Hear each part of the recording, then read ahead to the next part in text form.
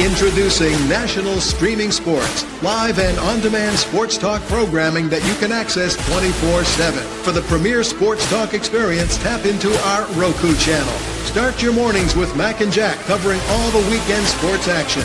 Then pour a cup and enjoy all the sports you can drink on the Coffee and Sports podcast. At midday, talk sports from east to west on the Coast to Coast podcast. Followed at night by some hot girl talk with Prim and Proper Sports featuring Sonia Pearson. Talk boxing on the Gloved Fist.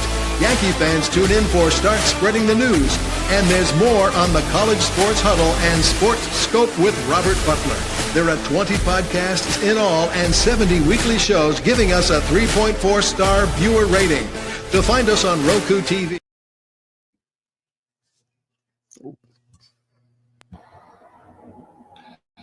National Streaming Sports is brought to you in part by BetUs.com, designed for true fans. NFL odds, Week 1 and futures, college football odds, including Heisman Trophy favorites and playoff odds, NBA odds of division winners and playoffs, Major League Baseball playoff and World Series odds, the National Hockey League Conference playoffs and Stanley Cup odds, and boxing wagers. Betting opportunities include versus the spreads and outright winners, also during the game. Use our link on our website, nessp.info, the Bet Us Opportunities webpage, for a 125% bonus on your first 3 deposits.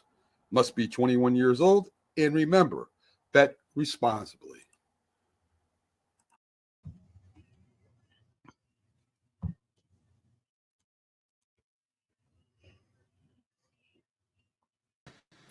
Good morning and welcome to the Sunday morning sports show. I am sitting in for Mac. Mac, we miss you. We love you. You and Miss Linda. Shout out to you guys over at the Roku station.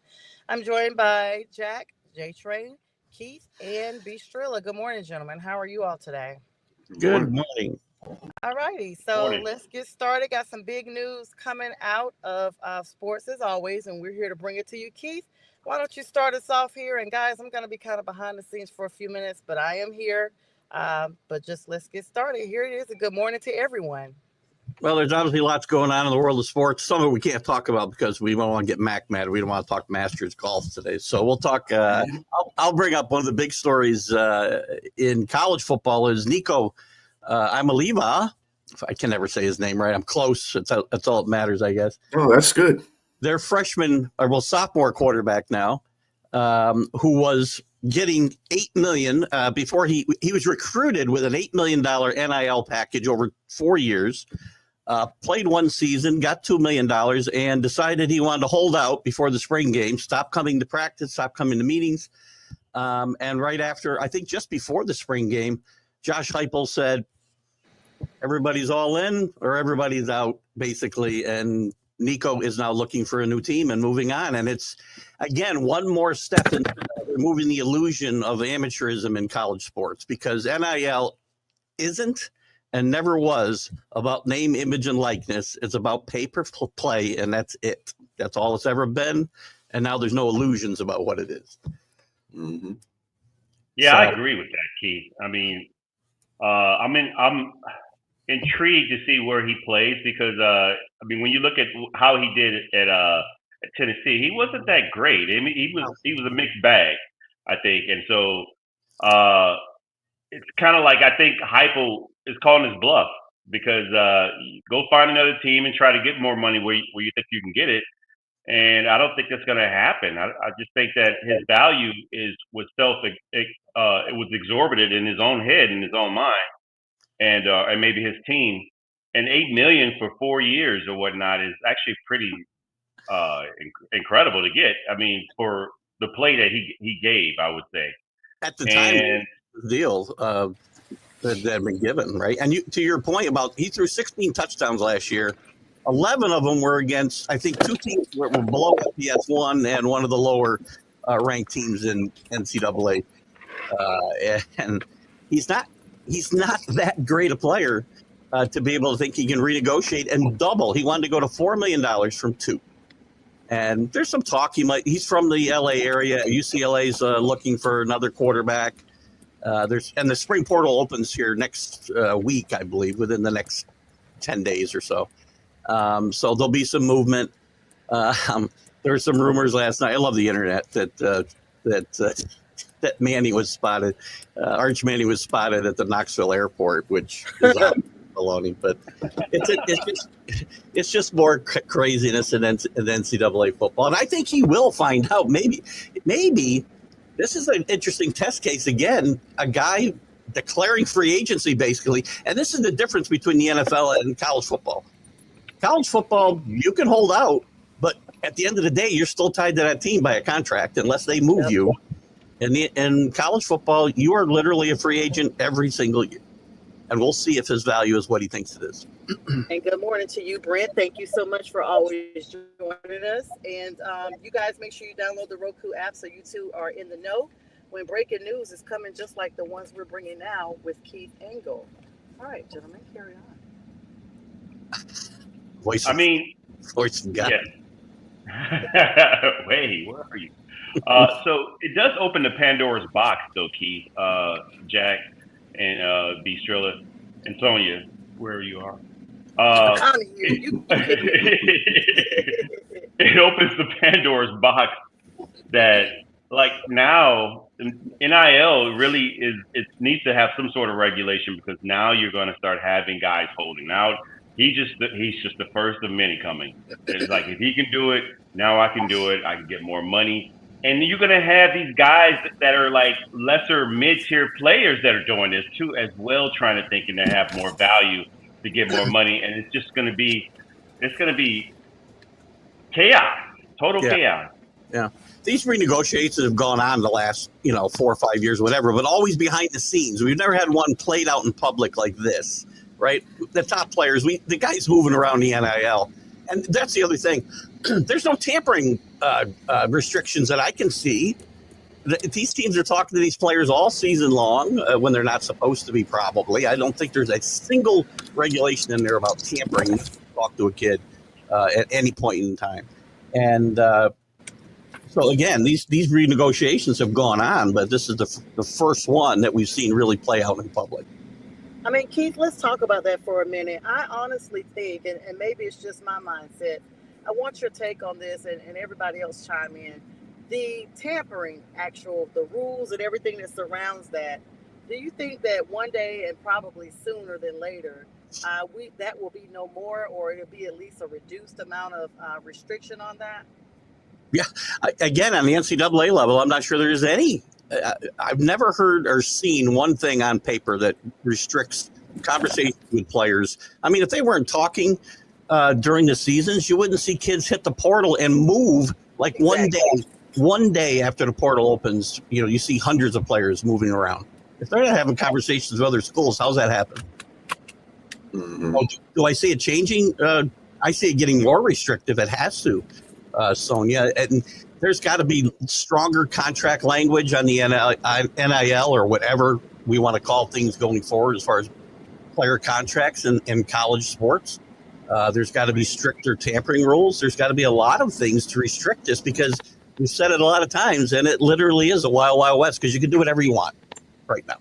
Absolutely. Yeah, I mean, when they started free agency in baseball, Charlie Finley, the Old-Time Oakland Athletic owner, said let them all become free agents every single year. And Marvin Miller, the head of Major League Baseball, thought that was going to be a disaster, was going to devalue the players. Could something be worked out in college sports where a university signs a deal with a kid, gives him X amount of money up front, and he can only go to the transfer portal maybe once during his college career, and that's it? Some type of thing to get worked out. I think you'll see that type of restriction, Jack. You can't let these kids be free agents 4 or 5. It's not just 4 years. Sometimes it's 4 or 5 or 6 years straight. You see kids. JT Daniels, I think, went to 6 colleges in 6 years, for crying out loud. It's crazy out there right now, and they've got to rein this in somehow because again, it's not just the Wild West on one side; it's the Wild West on both sides. And I don't know how you coach in this environment, quite frankly. whether it's basketball, football, any sport. How do you coach when you don't even know what your roster is going to look like tomorrow? Absolutely. Good Well, morning. I would have to give the contrast to that, Keith. It looks like it worked out for Cam Ward. I mean, he's been to like 3 or 4 schools. Yeah, And then at the end, it worked out for him. But I agree with you. I do agree that there has to be some sort of, and Jack, I agree there has to be some sort of cap. But it's just like the caveat is like somebody like him to improve every time he's going to another school. I mean, it's been improvement. You know, and it's going to be just like any other professional sport, unfortunately, because we'll be talking about salary caps. We'll be talking about, caps that teams can spend for players and tampering restrictions, and then what will the penalties look like for that? We'll have a whole new set of penalties that the NCAA will have trouble enforcing, of course, because they don't know how to do that. They call the FBI, they call Congress to help them enforce whatever regulations they think they. We were on the same level there, Keith. I was going to call it the Wild Wild West too, because that's exactly what's going. I mean, when you created an NIL, I mean, it's like putting together something real quick just to satisfy the masses without, looking at stipulations that might happen in the future. And that's what irritates me the most about the whole situation. I mean, foresee this stuff. Just don't make stuff and just go with it. Have some rules. You're right. The only problem with that is that there were rules to keep this NIL from happening, but it was happening anyway. It was just happening under the table or behind closed doors. Who would have thought we'd been better off in an old system where they were doing it, like you said, in back alleys and under the table? We probably were better off then, quite frankly. And Brett's got a great comment in there about Underwood transferring to Michigan for like $12 million over 2 or 3 years. I don't remember what it was. But these kids don't even make it to the school they commit to. So we talk about them transferring during their college career. Some of them don't even make it to where they were first committed to and getting money theoretically from. I'm sure they've had to return that money. I have no idea. There's no contract law regulations. I'm sure there are some. We don't know what they are. If I take money from a school and don't ever show up, I'm sure I got to pay it back, or they're going to take me to court, I would think. But who knows? I don't know what the restrictions are. I don't think anybody does. Yeah, because if there's no regulations to actually that you were supposed to be doing it to begin with, then you don't have anything to safeguard you when you try to go back against that money. Well, in the case of that kid that went to Michigan, he committed to LSU. Trust me, I know. Yeah, right. My heart was broken when he decided to go. Michigan put out a whole bunch of money in front of him. He couldn't resist it. And of course, he's from Michigan, so he stays home. He gets the money, and I'm all for it too. And that saved LSU a whole bunch of money to where they can get a whole bunch of players. That's how they were able to have like the best transfer portal sort of free agency and get a whole bunch of players, because all the money they were going to give to this kid ended up going to those kids. Even outside of the money, we talk about the money all the time. We talk about lots of stuff when it comes to this, but what do we teach? What are the kids learning, by the way? They're still, by the way, molding into hopefully productive young men in the world, because they're not all going to go to the NFL, or they're going to get hurt and not play long, and they need to be productive citizens. And what are we teaching the kids when you make a commitment and you don't need to honor it? I meant that yesterday, but I don't mean it today.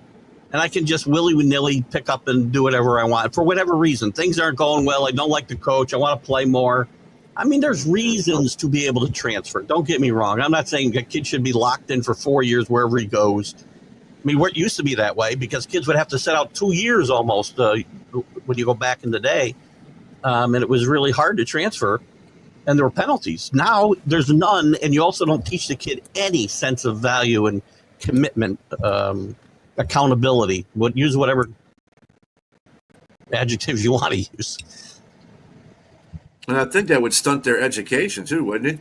You're going from different colleges and you're not getting, there's the thing. Every college has a different way to teach. That's the thing. This is the way it is.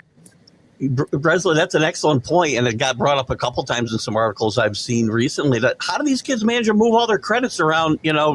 Every year they get their credits transferred just like that from college to college. It's not that easy in the real world.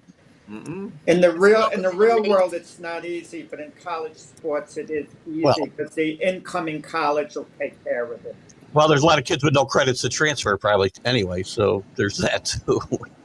Let's welcome in Nate. I know he's working. Good morning, Nate. Hello, Nate. What's going on, Nate? Probably making a delivery right now. Anyway, just jumping back in when we can. Yeah, Keith, this is just one of those situations that it's just like, okay, you have to have some type of boundaries in some way. But we talk about this all the time. There is a change across the board in not only the interests of sports, but also the integrity of sports. Like, we just are not seeing the same, my word is my bond on my contract or any of that stuff, or my signature in this day and age. So, as they say, the verdict is still out on just what's going to happen with this situation. Well, you get the law background. But I don't think you're supposed to write contracts in pencil. I mean, I'm pretty sure you're not supposed to do that. Well, That's what all these contracts do. I've actually learned that contracts can be oral or written. That's kind of the thing. Well, that's true. Realize. That's a great point. Matters everywhere but NCAA football, apparently. Your word and oral contracts don't mean nothing in paper contracts. I'm sure there are contracts being signed by some of these kids. There's just too much money involved not to get some kind of commitment on paper, and they don't seem to need to honor those either. So, A lot of hard-working napkins out there. Right? Napkins. That's actually an illustration that Crayons is what they're filling them out in. colored pencils that fade. All right, guys. So definitely going to keep an eye on that one. Let's switch to a little NBA news. We're going to build on up to this big news out of the NFL. Don't you worry, Jack.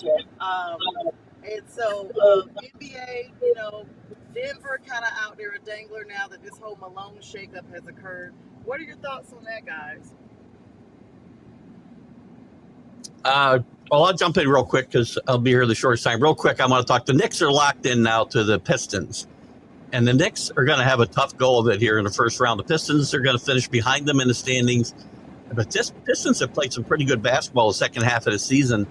And Cade Cunningham has ripped the Knicks up in 3 games this year. I mean, he has gone off just as early as last week for some big numbers. And if the Knicks don't find a way to improve their defense, the Knicks are going out in round 1. I hate to say that, but, they're getting healthy. They're scoring points. They've got a better scoring options than maybe the Pistons have as far as second options. But if they don't play some defense and Cunningham goes off, then it's going to be a very short postseason for the Knicks, I'm afraid. And out west, you got 3 teams trying to stay out of the play-in round, I think, today.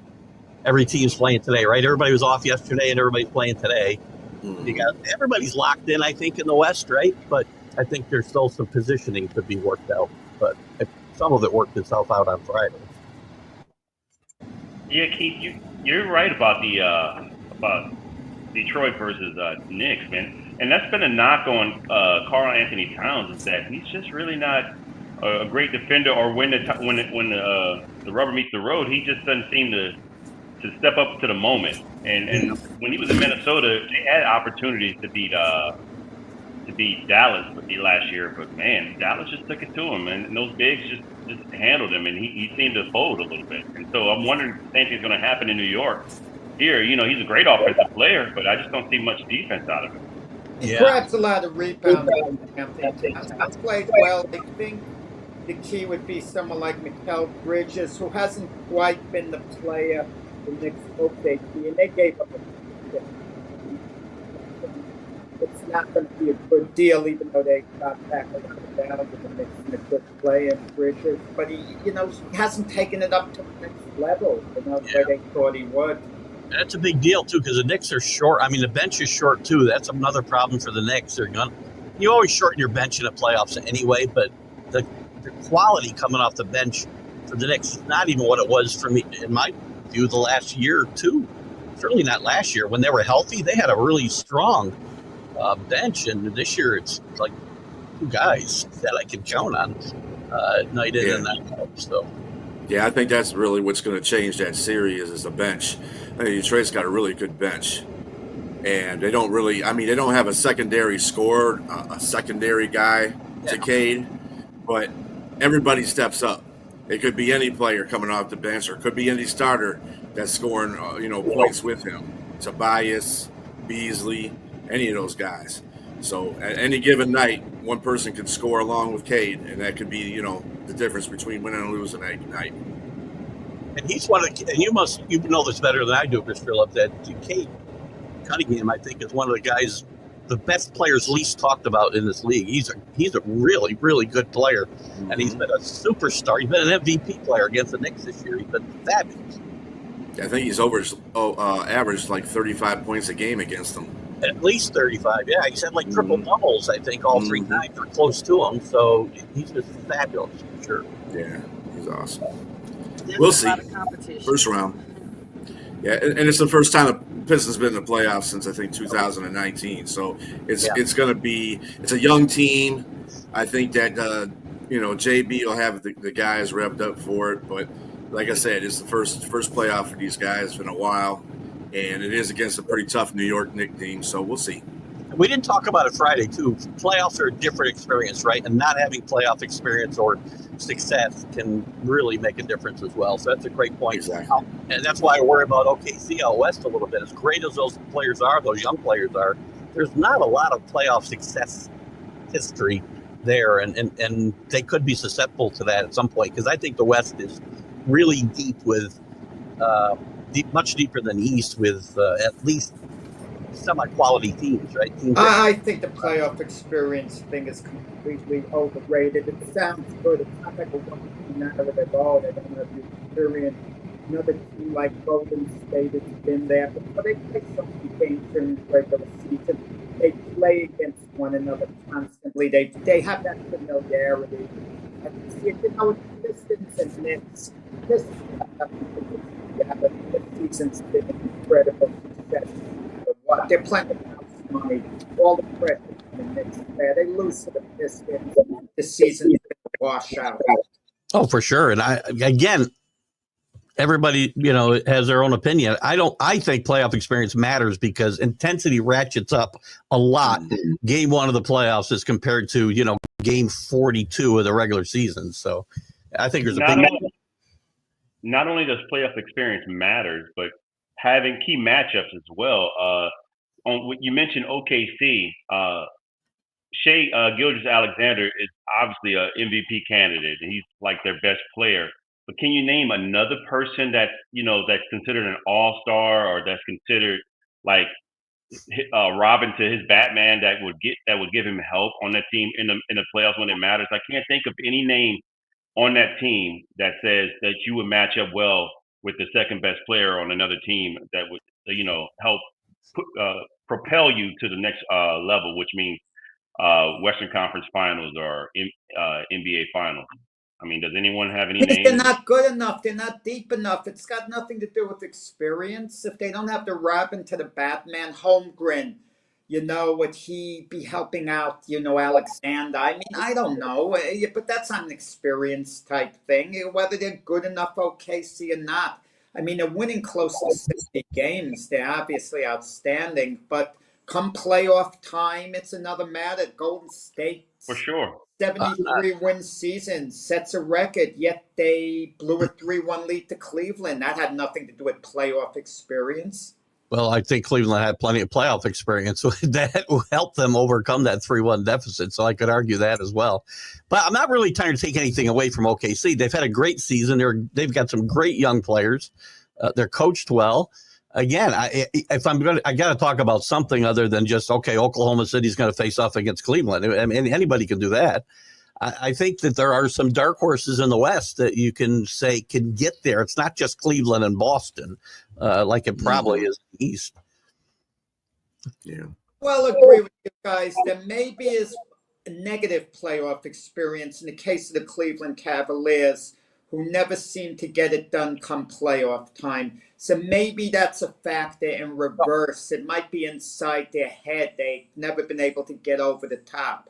Yeah. And that's part of what I'm talking about. The same thing, not just experience necessarily, but positive experience as well. Right. And you're right. Cleveland has had a history of flopping out fairly early several times here. And maybe they'll overcome that this year. There's a few new faces, so we'll see. Yeah, they're not ending the season very well, though. They're having a lot of trouble. They're getting beat by teams they shouldn't be getting beat by. And, at the beginning of the season, during midway through, they were killing teams. And now they're just getting beat by everybody. That's not a good look going into the playoffs. I'm sorry. Knicks 0-3. That's another reason I'm a little worried about the Knicks. They're 0-3 in their last 3 starts. So. Well, I think some teams in an absolute win-now mode. I don't think the Cavaliers are one of them. Because I have a young team, and they have their nucleus set for the future. Allen, Mobley, Mitchell. Look at a team like the LA Clippers, who's been playing well down the stretch. They've got to get it done now because they don't look at the window. Jack, you at the airport today? Where are you? No, that's not me. I don't think that's me. It's not you? No, it's you, Jack. It's you, Jack. It's me. I'm going to go off and then come back on. Okay. All right. I thought it was. He goes away and then comes back. So. All right. So Keith, let me get your take real quick. We'll have to switch gears here for just a minute because I know you got to run. Yep. I want to get your take here, and thank you so much for joining us. You guys make sure you tune on over to Keith Engel Stream of Consciousness today, starting at 8:30. Shows throughout the entire week. He's just such a great addition. Thank you. Keith, big news, back and forth, or big talk, or whatever should I say. The Shedeur Sanders saga continues.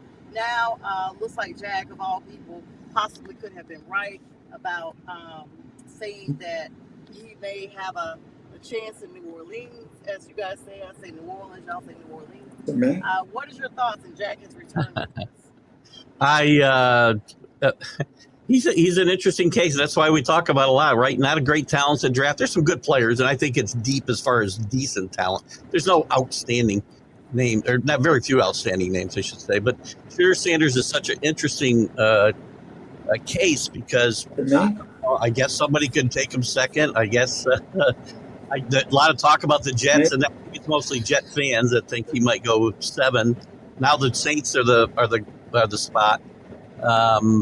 But I got to tell you, I just don't feel like the Saints are going to take him. I think they're going to trade out of there. And if they don't trade out of there for somebody that does want him, say Pittsburgh, then he's going to fall to 21, where I think the Steelers are. That's where he's going to end up. So. Is that no? I hate to cut in. Is the noise coming from my end? It's good now. Your voice is better. Background noise there a little bit, but you're good. No, I mean, you're fine. Yeah, but yeah. There's a comment Brett had about actually trading with New Orleans for that. He started off the show, so I have it posted up here now. What are your thoughts on that in regards to this? I mean, I know it's a toss-up at this point, honestly. I'm sorry, who was going to trade? Brett has got the comment up there. I put it up there so you guys can see. Oh, Brett. About trading with the Lions and moving up to number 9, so they can. Why would the Lions move up there, Russ? I don't see why they would move up. Right. You can answer that better than I can. Yeah, that's not going to happen. Yeah, I don't. I mean, they could move up. I mean, they could move up to get maybe Holmes likes a defensive end or something at that position. That's the only way. I don't see them trading Hendon Hooker. Sorry, I don't see it will happen.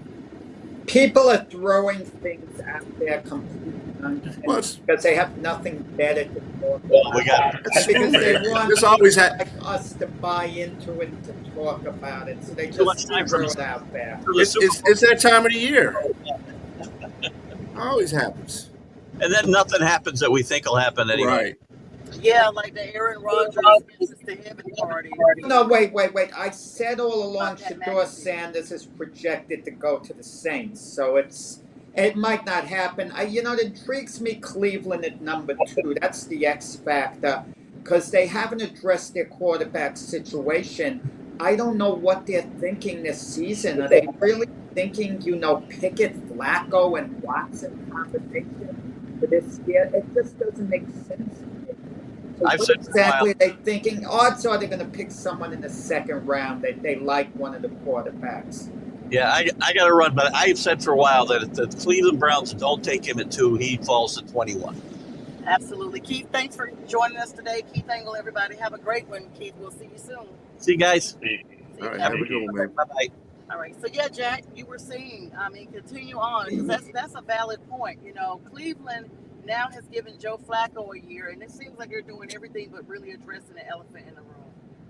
Yeah, but as far as Shedeur Sanders scrapping the Steelers at 21, I get the feeling the Rams might try to jump up ahead of the Steelers if that scenario was going to unfold. For Sanders to be their quarterback of the future. We don't know what they think of these, other quarterbacks like Will Howard, Ewers, Jalen Milroe. We just don't know what to think. Whether they like one of those guys in the second round.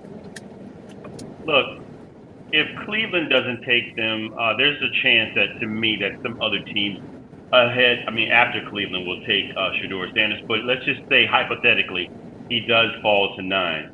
The fact that the Saints put out that Derek Carr has a shoulder injury and likely will miss the 2025 season, I think, to me, they're playing chess.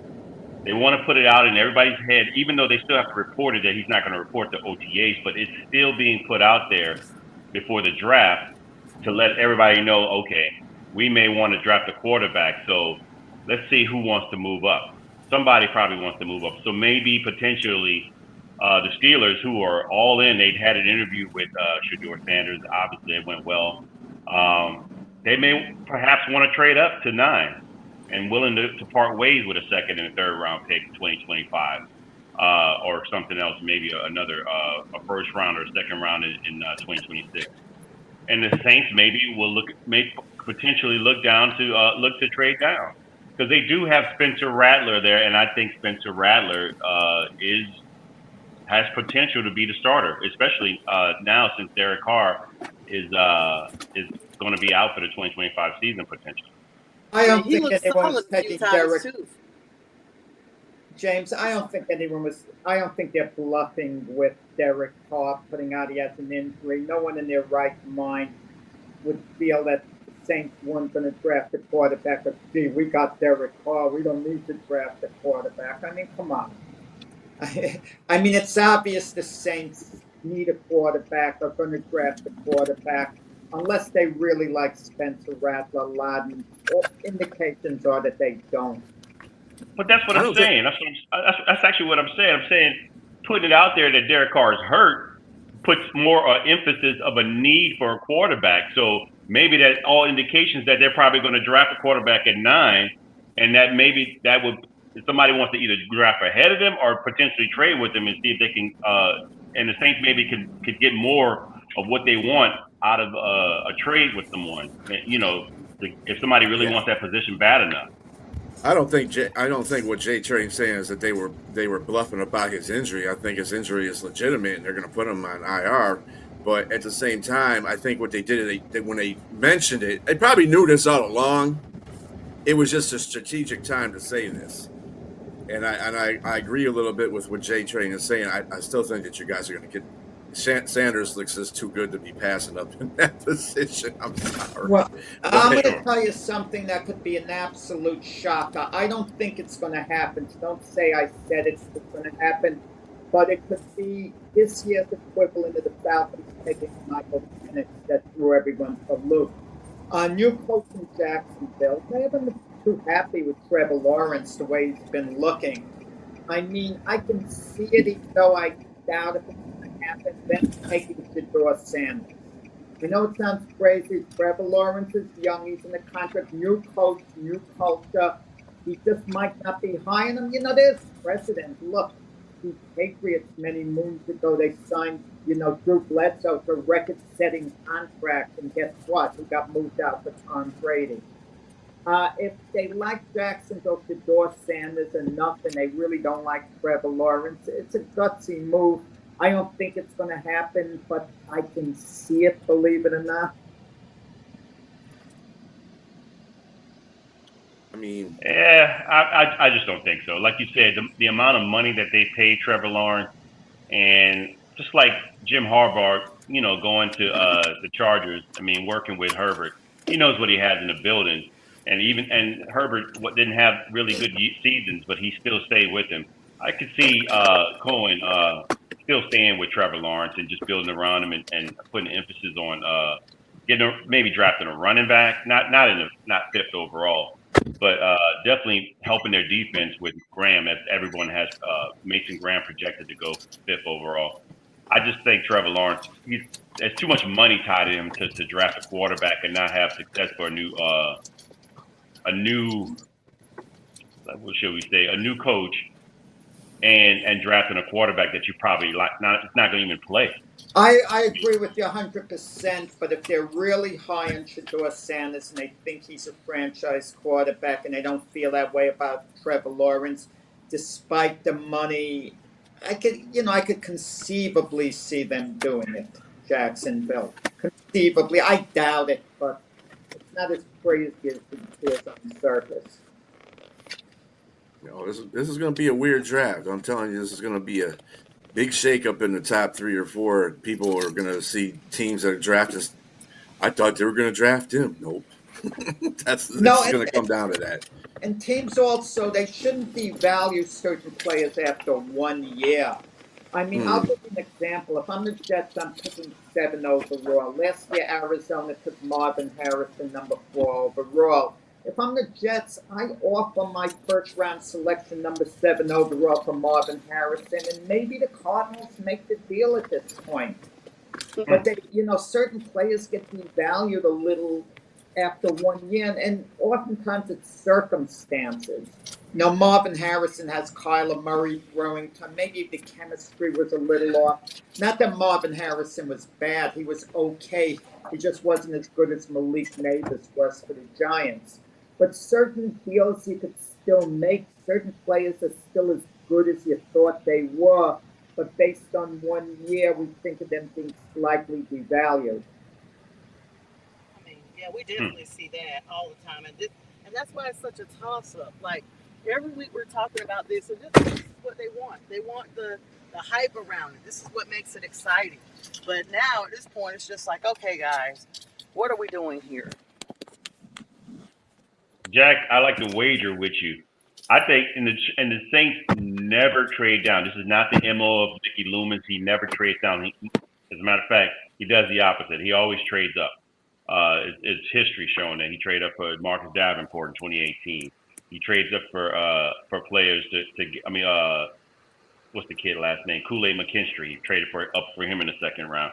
It's just, I think this may be the year that they trade back because of how valuable number 9 is. I mean, number 9 is it's a premium player. It's like a 10-year franchise player, whether it be a offensive lineman, defensive tackle. We need all these players. We need a cornerback.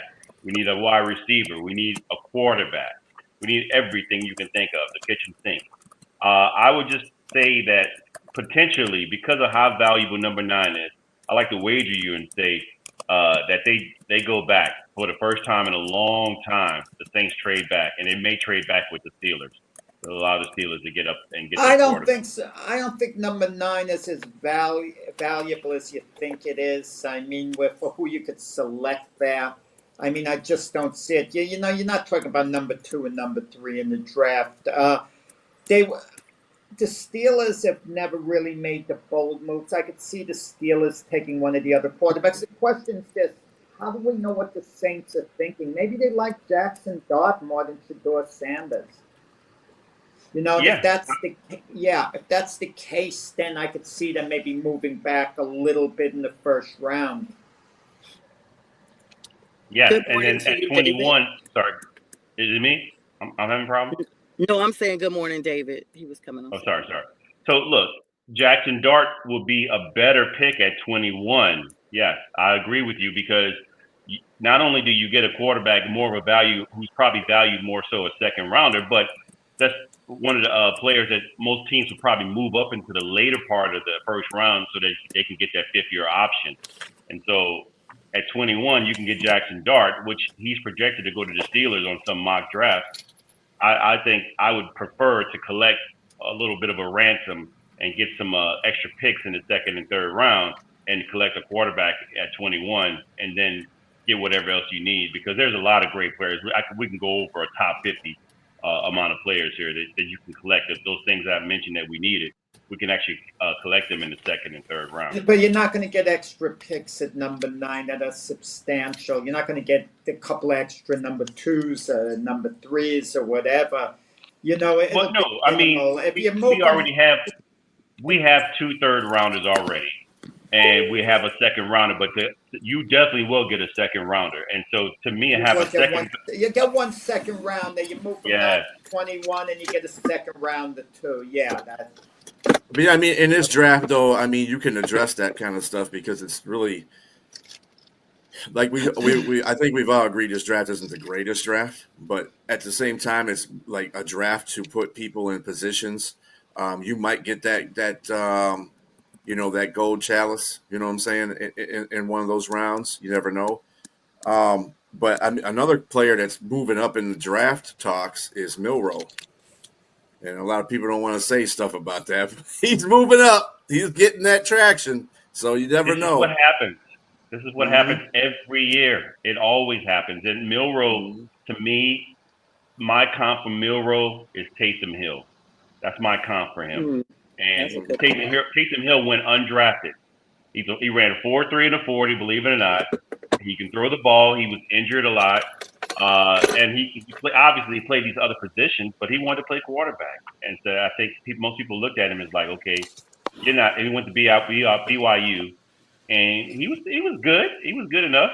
But the position that he took finally is where he's a utility guy, and I could see Milroe being a utility guy. I just can't see him being an every down quarterback with the play that I saw at Alabama that was just on and off. He had a few games here. Yes, he showed you what he can do, but even in the Senior Reese Bowl, the Senior Bowl, in his combine, pro day, you could see the stuff that's a problem, and that's not something you can just straight away fix right away. I mean, it's possible if you change the mechanics, but you walk like a duck, you quack like a duck, usually you're a duck. And I think that if he were willing to look at like teams that say, hey, this is what we got a plan for you. We want to do this, and say, we'll draft you in this. We could see you around the second or third round.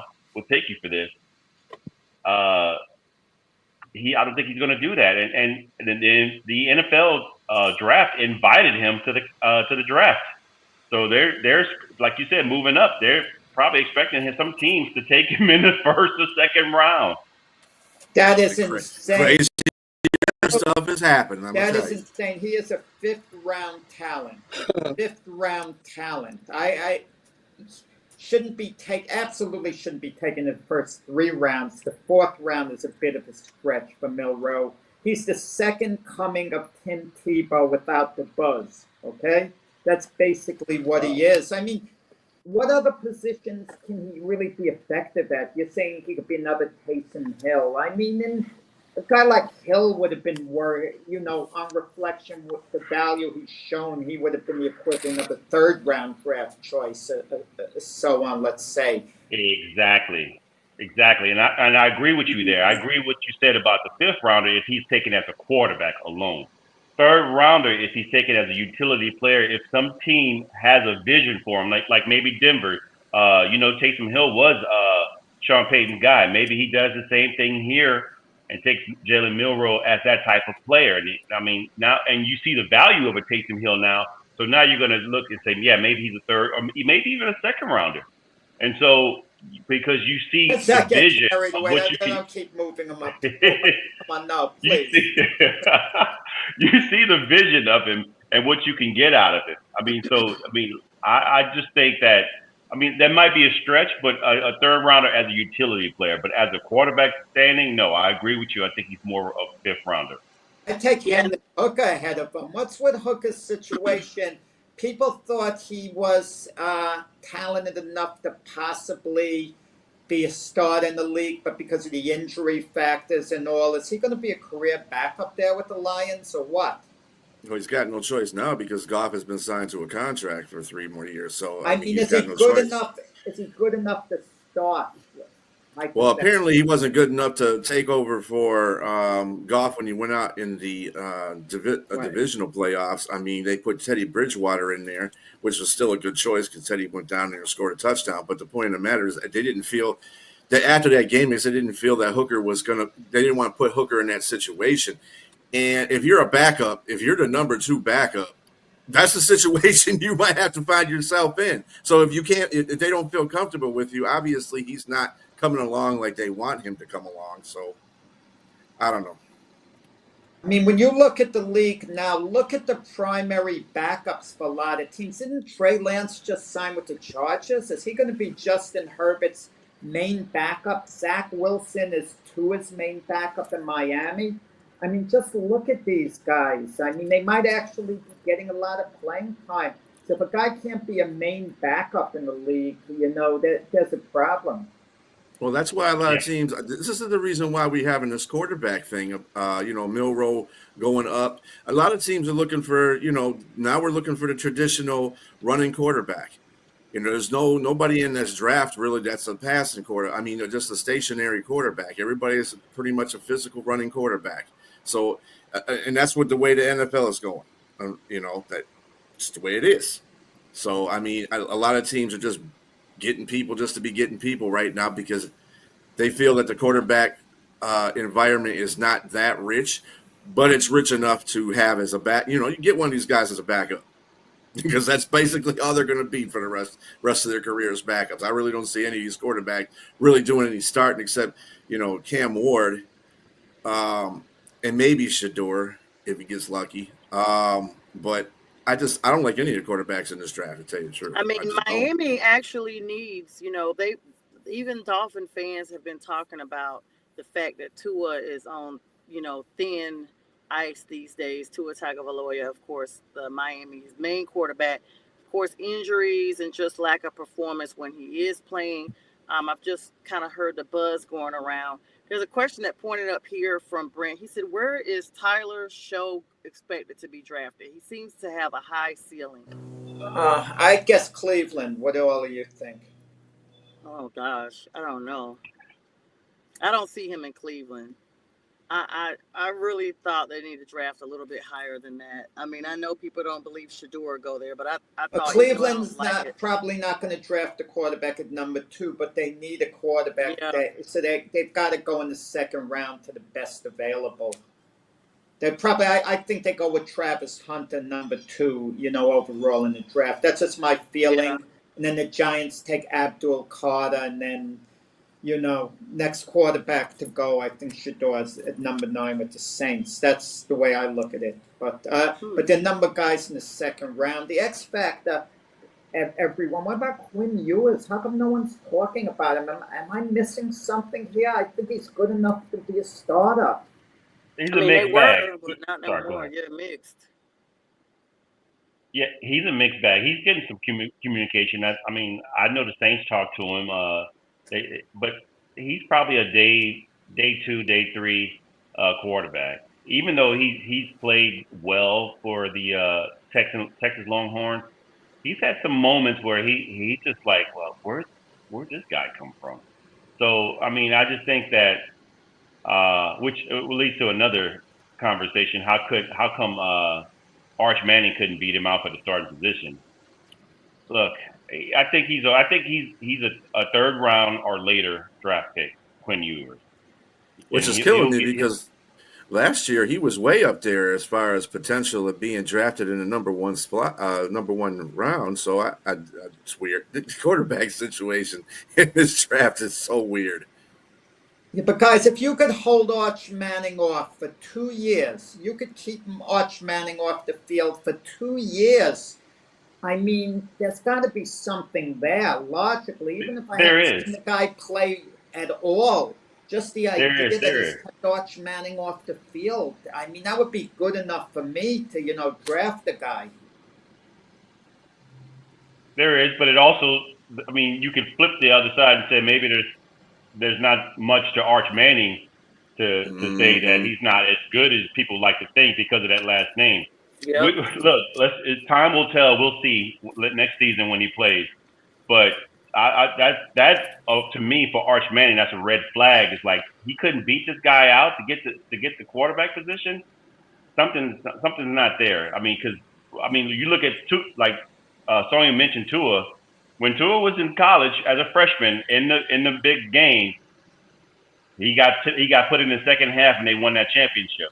He beat Jalen Hurts out, and from then on he was a starter.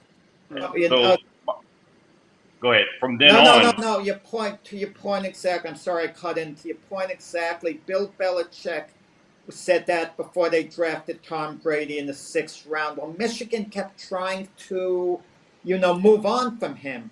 They kept looking at other quarterbacks, which made them wonder, even though Brady looked good to the Patriots, why they wanted to draft him. They were apprehensive because his school wasn't locked in on him. Yeah, they were locked in on Drew Henson because he was the guy. That's the reason why they weren't locked in on him. That's the stupidest thing Michigan ever did.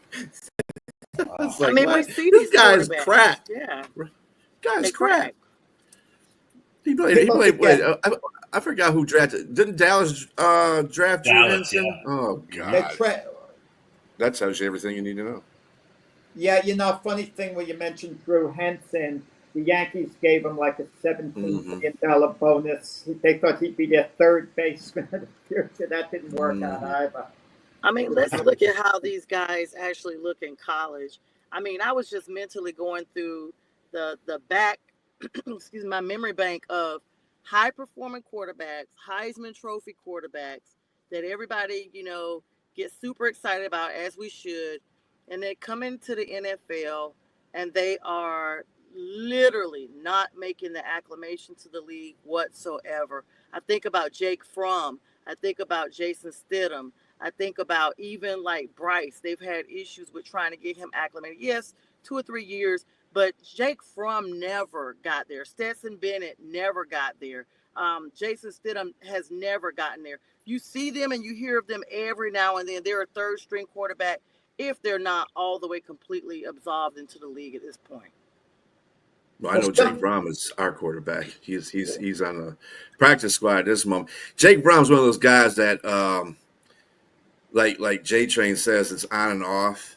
He had one of those good games, and everybody will be like, "Oh, wow, he's really good." And the next game, he just falls flat in his face. He's that kind of quarterback. But he's decent for the role that he plays right now. He's decent. Wasn't he drafted in the 6th round, if I'm not mistaken? Am I 6th round? No. Jake Fromm. I'm thinking. I could be It wrong. was sooner than that. Yeah. Was It it? was sooner than that. Yeah. Let me fact check that. Yeah, I'm not certain. I think he's a late draft round pick too as well. And if he was drafted really late, that tells he's just not that good. They're just taking a flyer on him. 5th round. He could last that long. 5th round. Wow, it seems like he was so Yeah, much I better said, than what does college. that tell you? That's telling you he's not that much of a prospect. You're taking a chance the 5th round. If you make a mistake, you make a mistake. No, Quinn Ewers, just back to your point, Jack, somebody's going to take a flyer on him. It's going to be mid. So it'll be 3rd to 4th round. And some coach who has a vision for him, because he has traits. He has really good traits. And there's things that, to me, they're good enough to where whatever his flaws, they can mask them and maybe have him sit on the bench. And he can come in and take over as a starter. I could see him as a starter in the NFL. It's just you got it. Some of those things were just not good enough to take in a second, or a high pick, a 1st round or 2nd round. Some of those things that he did at Texas, just like, okay, I can't take him now. It's just too much of a risk. I'd rather get a value player at another position and take a chance there. There's talk that the Indianapolis Colts like him, and their quarterback room now is Anthony Richardson and Daniel Jones.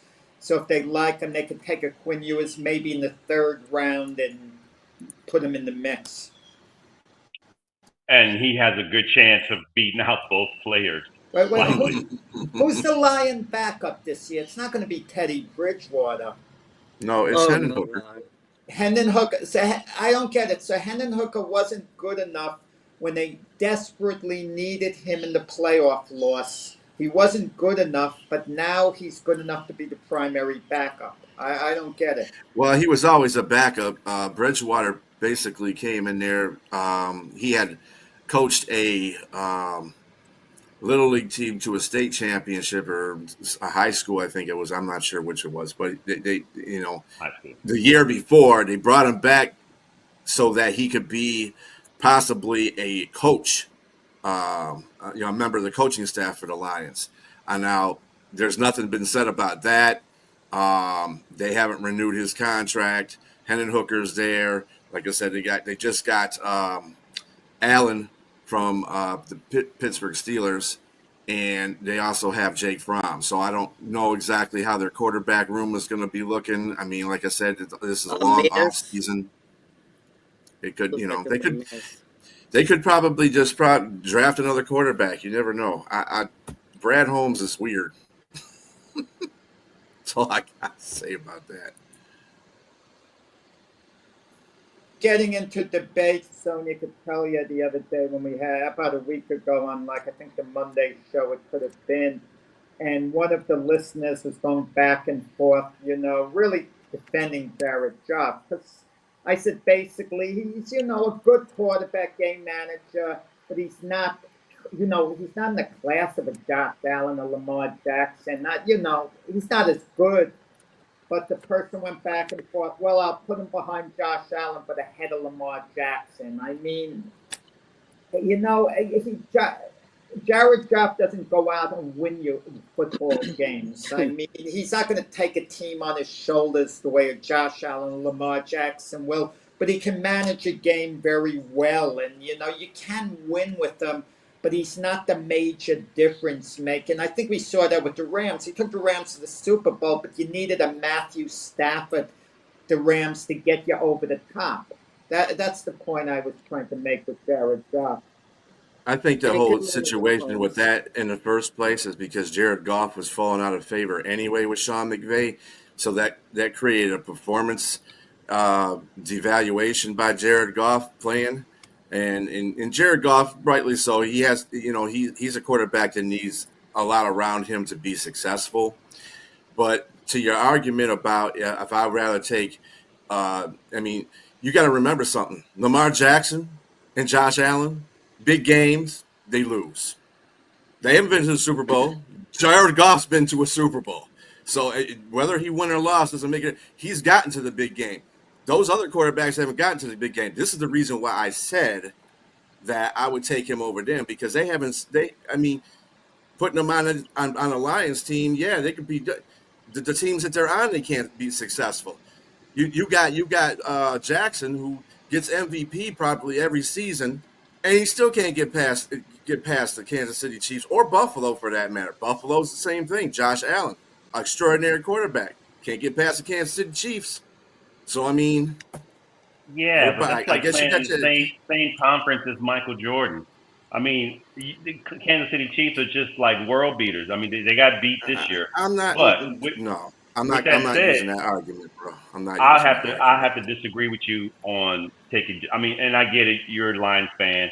I'm going to give you the argument in that regard, but there's no way am I taking Jared Goff over neither one of those quarterbacks you just mentioned. There's no way. Talent-wise, they're just far more superiorly talented. I mean, talent doesn't mean it's about winning, isn't it? Football is a team game. It's a team sport, right? It's a team sport, brother. There's no way I'm taking. I mean, I like Jared Goff, and I think he's great for your organization. I think he's great for that team, and I like the fact that he had a bounce back in his career. But talent-wise, there's just no way. I'm not taking him over neither one of those. They're far superior, especially even in age. He's not even, and it caters to the style of play that goes into, what the league has turned to. They're both those quarterbacks are primed for what the game is. And I'm not even sure what's going to even happen. The fact that you lost Ben Johnson, as your offensive coordinator, how does that help Jared Goff in his way? Because again. Great offensive minds. Every coach, every quarterback needs a successful one needs a great offensive mind with him. And so, Jared Goff had Sean McVay, and then he had Ben Johnson. I mean, I'm not going to say your head coach was his guy because Nah, it was Ben Johnson. That's just obvious. And so there's a question mark there now. How does Jared Goff? Not a question mark. What do you think? Jared Goff forgets everything he learned? Is that what you're trying to say? Because they got a different No, I mean the offensive offense coordinator? itself. I mean the offense itself. Yeah, Offense, probably going it's to not going change. to. You got the same players. It's going to change, yeah, because Ben Johnson threw all those little trick plays and stuff in there. That's a different dynamic than he has over John Morton. However, John Morton will be more apt to running the ball, which the Lions should have done in a lot of cases last year instead of just passing the ball and leaving it up to Jared Goff all the time. And I just think that, like in the Tampa game, Jared Goff threw like 55 times. You can't have Jared Goff throw 55 times in the game. And that was Ben Johnson being, cute, trying to see, well, let me see if I can get the passing game together, because that's what he is. He's a passing game guy, right? So he tried to do that instead of mixing a lot of running there, and that's really inevitably why they lost that game, just because of the coaching. And on that particular instance, and it's just, I think they should run more. I mean, Jahmyr Gibbs, and of course, it was against a porous Washington defense, but he was putting up 7.5 yards every time he ran. It was almost an instant first down. So I just think that the change of the offense is just going to be more run-oriented than it is going to be pass-oriented. But they just got the same players. They know stuff. So it's not like, and they're all, they've been conducive of being on that team for a long period of time too. So you really don't have any new parts in that offense. Everything's still the same. It's just the offensive coordinator that's changed, really. Brenton said New Lions offensive coordinator helped design the current scheme.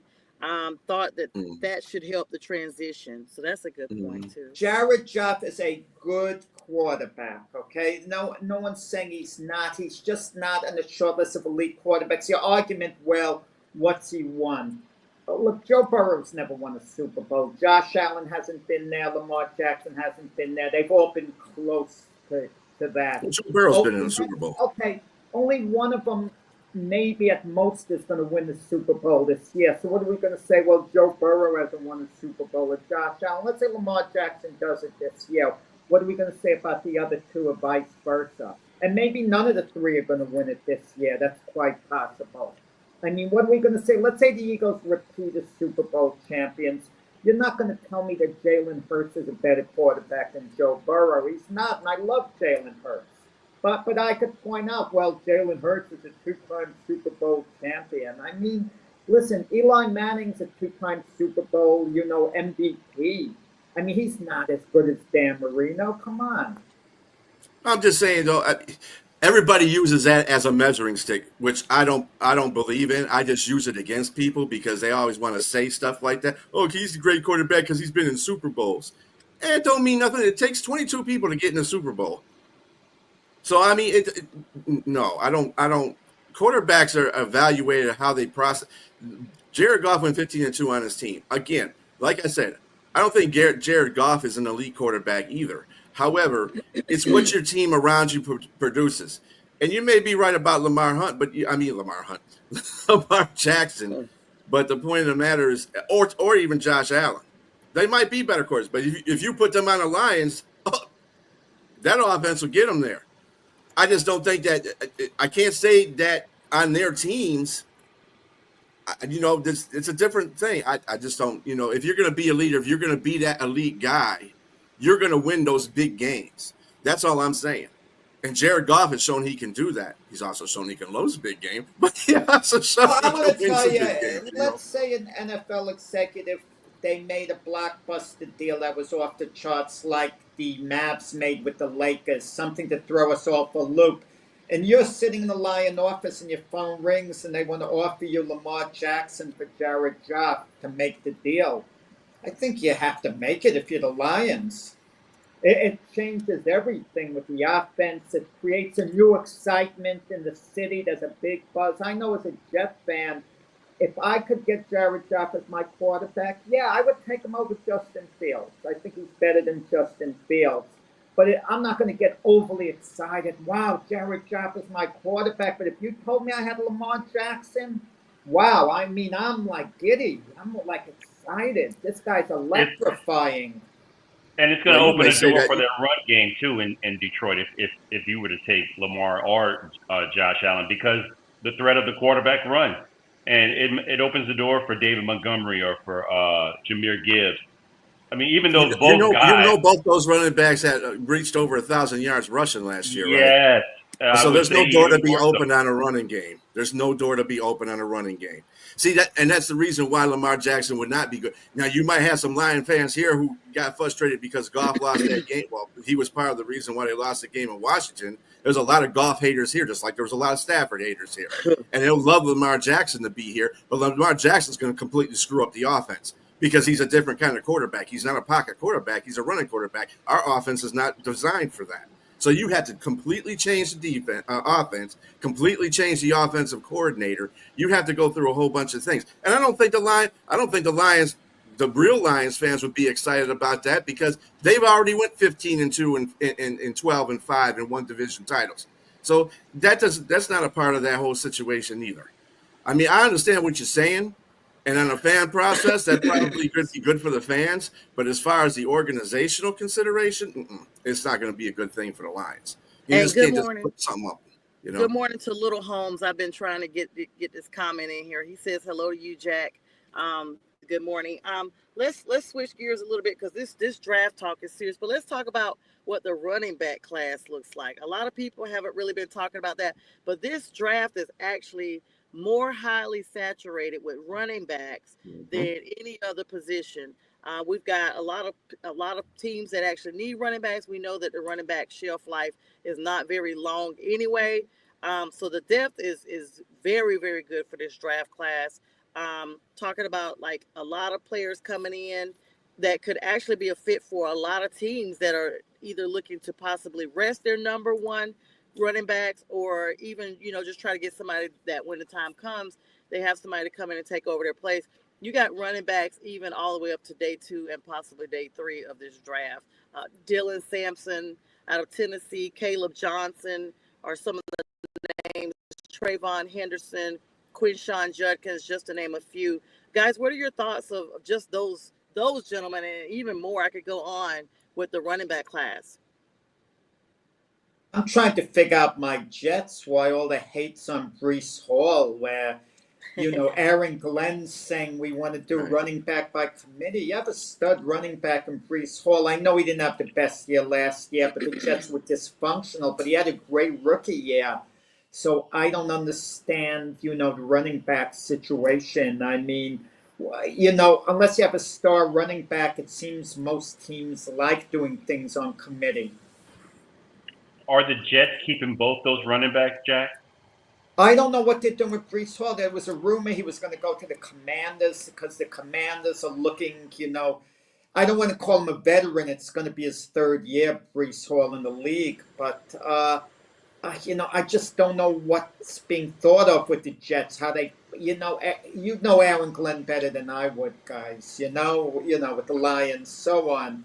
But, I just don't know what the mindset is. When, new coach comes in and you're trying to change the culture, sometimes certain players take a hit. And it seems like as of yesterday, Paul is the whipping guy in this situation.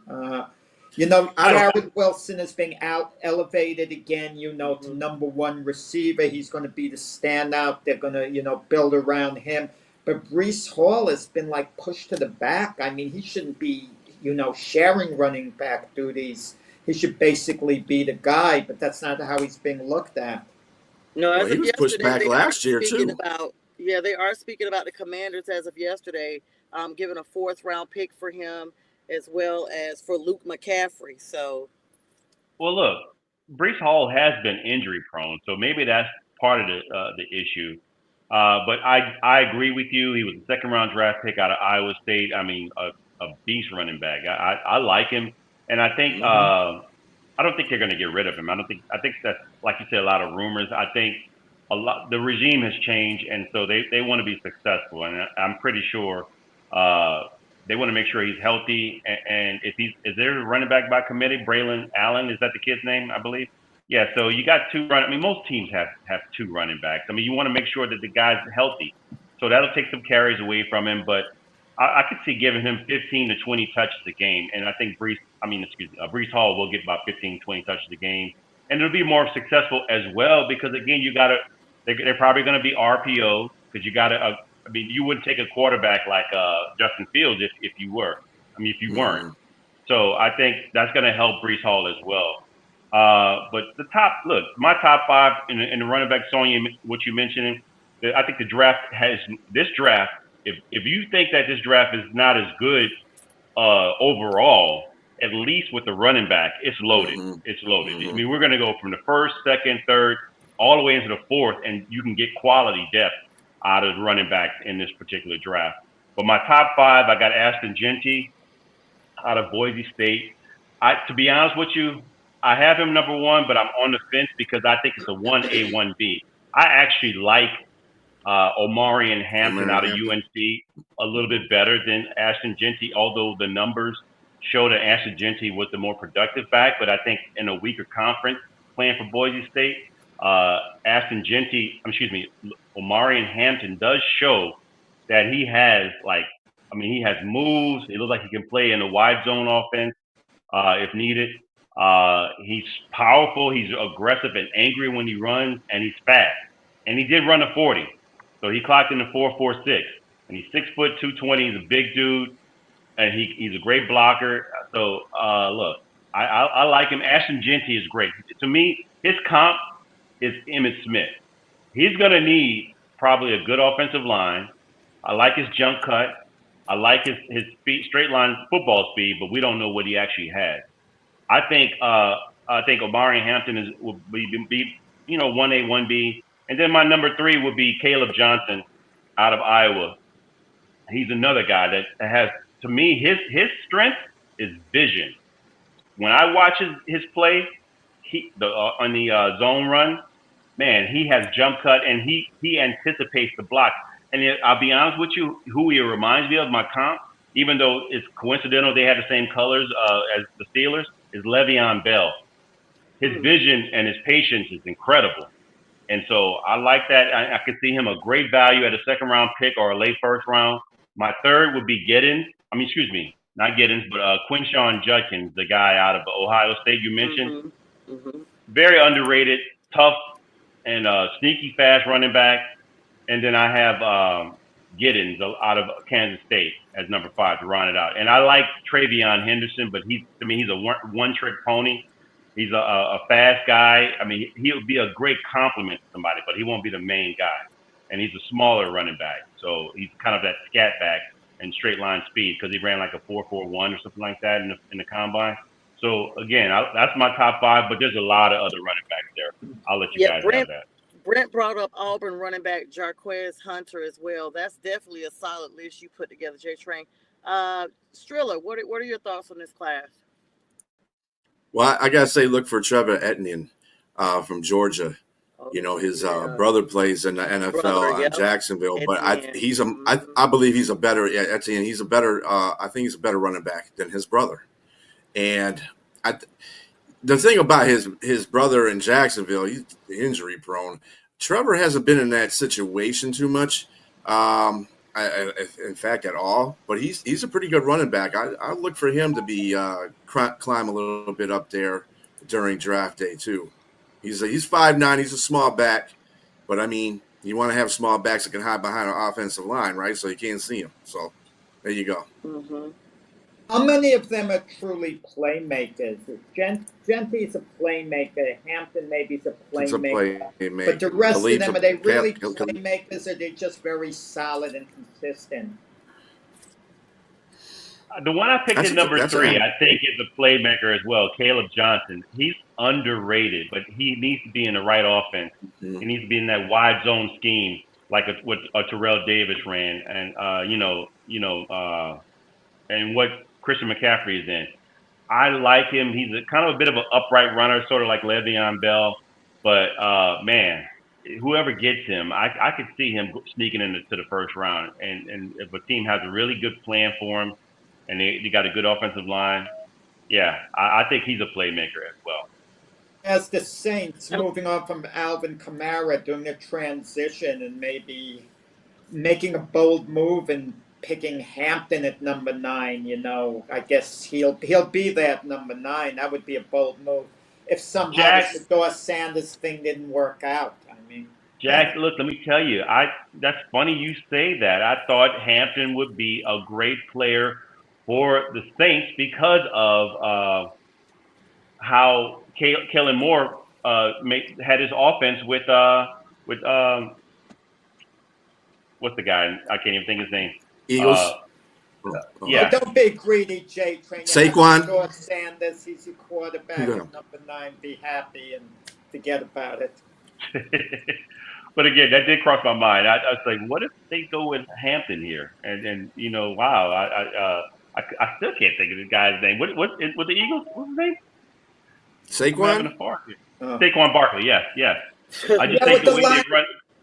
With the Lions, we got to give fair play on this show. What's with Hutchinson? Is he going to come? Is he going to be healthy this year? Or what? I mean, how recovered is he? Is he going to be at training camp 100% over his injury? What's the deal?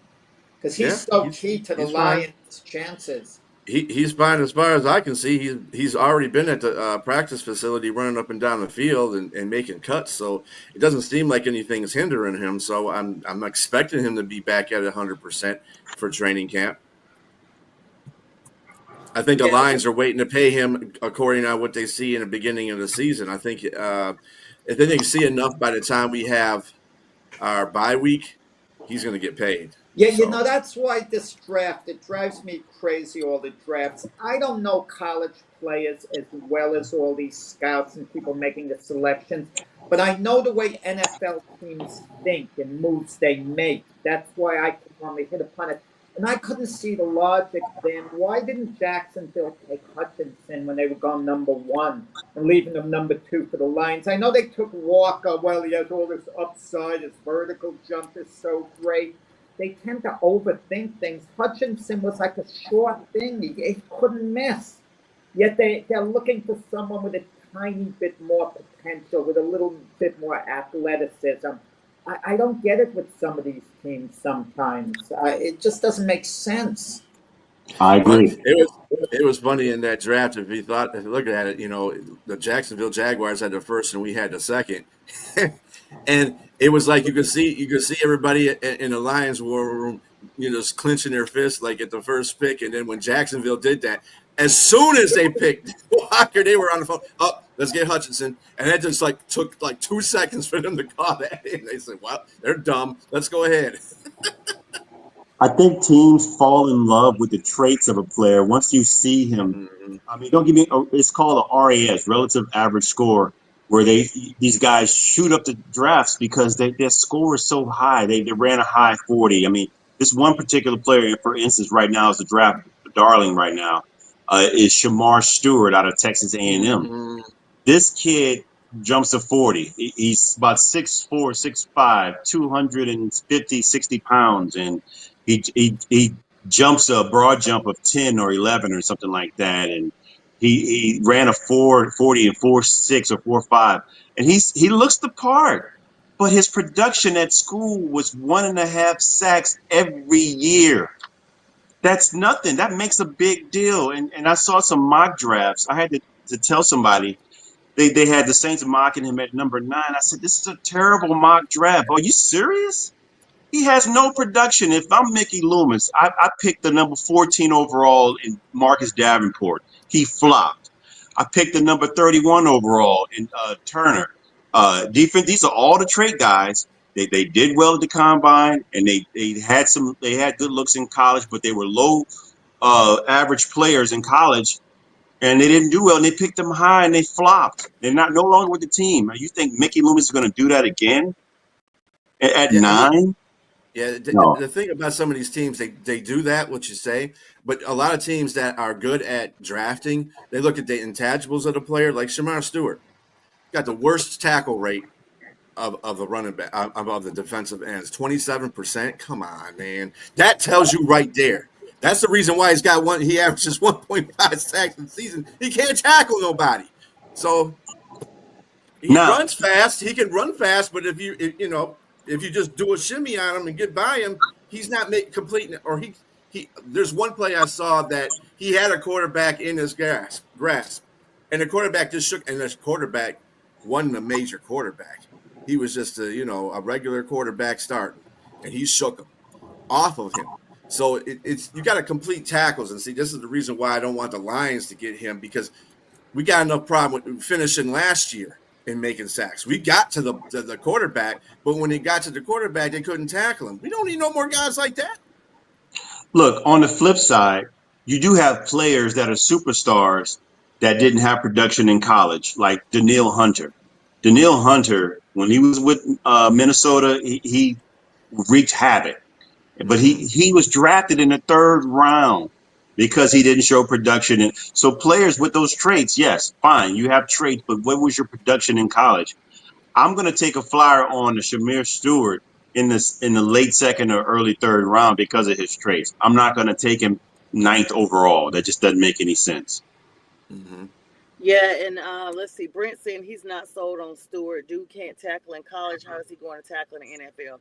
Absolutely. I agree with that 100%. You guys, we hear about running backs that get in there like Saquon Barkley and that they are literally just explosive. It just depends on what team they're with. I mean, we've seen the same thing with Christian McCaffrey. He was explosive with the Panthers until he started getting a lot of injuries.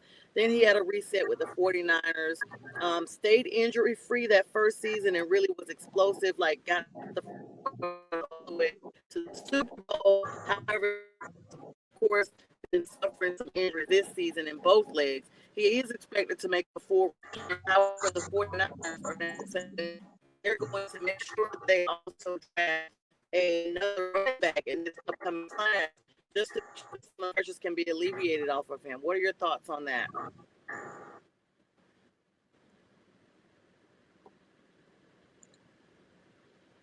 Did you guys hear me? It was in and out a little bit. I'll be honest with you, it was breaking up. Yeah.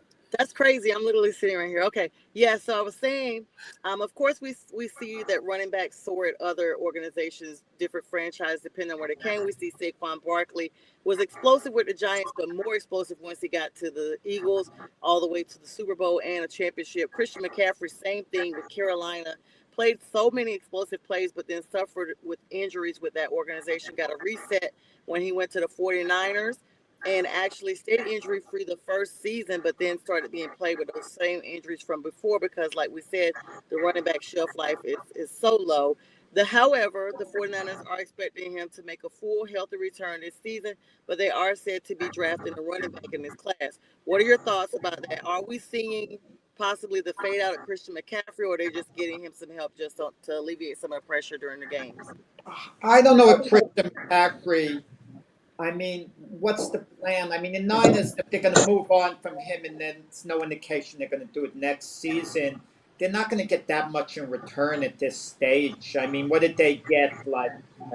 They got a couple of good draft choices they gave up to get him. I mean, what did the Panthers get, Sonia, as I recall? Maybe a 2nd, 3rd, and 4th or something like that. He doesn't. It's the same thing with Deebo Samuel. What did they get? A 5th round draft choice? I mean, that's insane. I guess there were cap implications, so they just wanted to get rid of Deebo Samuel in the Commanders in a win now mode, so they were willing to pay that money, in the short term. But the window to me is basically closing on the Niners. I mean, at best, I could see them maybe being a wild card to get eliminated early in the playoffs. I don't see them as a serious Super Bowl contender the way they've been the last few years. I know I mentioned a team like the Lions, their window closing. No, not next year. It's not. I can't say beyond next year what the situation's going to be. But you never know. I thought the Buffalo Bills a year ago, I thought their window was closing. And now I don't think it's quite closing the same way. You never know. But with the Niners, they were a mess last year. So what value does Christian McCaffrey have to them that he wouldn't have to another team? He'd be more valuable on another team, I think, at this point. But it's a question of which team that he could maybe get over the top. I mean, they basically got rid of him in 2022. It kind of was a little sentimental, especially with Christian's dad being from out there, playing for the same team. Sometimes kids just literally want to go home. They want to have that connection. So for all intents and purposes, Ed liked it. You know, his dad at the time. However, he was only 26 when they made this trade. He was actually surprised that he was traded, and because the Panthers had Deontay Foreman and Chuba Hubbard and Raheem Blackshear at the time, they had not taken the field, and they brought Spencer Brown back. They felt like they could move on from him, and you know that was during the time they was really trying to get some collateral to try to establish what was going on with Bryce. I still, to be honest with you, do not understand all the terms of that trade. I'm literally looking at it right now. It had something to do with looped in with the DJ Moore trade to the Bears and that number one pick. All of that kind of like played hand in hand. I to this day, and I've actually been on record of saying that I have no idea why, but I'm looking at it now. The Bears got a whole bunch of stuff. The Panthers got the number one pick, and then we also, because of the outcome of the pick with the Bears, it involved us having to give up McCaffrey as well, something they had going on with the 49ers. Look, McCaffrey is still an elite player when healthy. And if he's going to be healthy this season, I think he's going to contribute to the 49ers and give them his all. He's a tough player. He just has bad luck with injuries, it seems like. And I like him, but I know the 49ers are going to draft it just for depth purposes because they got rid of Jordan Mason, who replaced McCaffrey this season and had about 800 to 900 yards. And it did well. So he got him a contract somewhere and went somewhere else. But they're going to, I mean, like I said, going back to what we were talking about with the crop of running backs that are in this draft, the 49ers are going to pick somebody, obviously, in the second or third round to get a running back in the event, somebody of quality, of depth, to help replace McCaffrey in the future and in the immediate if he gets hurt. Yeah, the writing's on the wall for that because they traded Mason to the Vikings. I'm sorry, CNC, his career is just about on the edge right now. He takes another injury, he's out. Mm-hmm. Period. The doctors told him he shouldn't be playing. Yeah. With what he has right now, he's got a degenerative disease. He can't be playing. I'm telling you, he was true. I heard that. Yeah, I didn't know if that's true. He's got a degenerative disease. I looked that up and I couldn't find any solidification about that, but they're saying he has something, but they're not like really very specific. And just real quick, let me plug in. Jack, the Panthers were seeking a first round pick from the 49ers because they gave up their first round to the Bears, of course. They had gotten one to get Bryce Young. But San Francisco that year gave them a second, third, and fourth pick in the 2023 draft. And they got a fifth for this year, the 2024 draft. That was all for Christian McCaffrey. So they got a big haul from him. Yeah, no, that's what I thought when I said second, third, and fourth. I mean, I know the Panthers gave the Jets for Sam Darnold the second, fourth, and sixth, to get Darnold, and that didn't work out. But with McCaffrey, it's been worth it for the Niners. I mean, giving up those picks for what he's meant to them. But if you guys are correct and he has a degenerative condition and the doctor's advising against him playing, shouldn't the NFL step in? I mean, should they be allowed to step in and prevent a guy from playing if they deem that he has a certain medical condition? I mean, that puts him at severe risk. I mean, that's a question, too, that we should maybe explore. So to answer that last commenter's question, what offense do they have outside of CMAC? Brandon Ayuk is coming back. George Kittle's still serviceable as an elite tight end. And then you have Jennings as another wide receiver there as well, unless he got traded away. I doubt it, or he left. No, he's still there. He's still there. So, and I'm pretty sure in the draft, they're going to get somebody else too, a wide receiver to help them out. But yeah, I'm not going to count San Francisco out totally. But yes, they did gut the team offensively. But I mean, I think it was addition by subtraction with Deebo Samuel's always injured, high contract. I don't know how great he's going to be in Washington. We'll see. He had his lowest numbers this past season, but I mean, we can attribute that some to him, his decrease in play, and also the offense itself just losing players. Yeah, I think they'll be okay. Guys, is there more to that than Debo Samuel? If you recall, at the end of the season, he went off and he was really lacing into another player. And sometimes that turns the coaching staff off. They get upset. And even though Debo Samuel said afterwards, no, I just wanted to win, it wasn't as bad as it looked. He tried to say the right things after. Maybe stuff like that's been happening at practice, behind the scenes, little stuff why they decide we just got to move on from this guy, get whatever we can get, but, move on from him as quick as possible. And happy So Sunday, so Dennis. so Sonia, to the disease, it's recurs after. It's called posterior cruciate ligament injury, and it Okay. happens when you have your MCL torn so many times, like he has, and remember he went out with an ACL last year. Yep. I was just reading And up on that. yeah, so but they're saying the reason why he shouldn't be back in the game is because he's torn his MCL so many times it's not regenerating, Yep. and and that's going to be bad for him. I mean, yeah, he's got a 2-year contract with San Francisco. Let him play, but I can't guarantee you're going to have him the whole season. He also has a tendonitis that he's had, and his dad spoke on that. That's what I was just reading, and it was basically Mhm. saying that, over time, it's like a tennis ball. You let it heal up the first time, and then at some point, it's not going to be able to heal as much. So, nonetheless, those both are degenerative diseases because they're progressive. There's no comeback once you can't regenerate that tissue there. Yeah.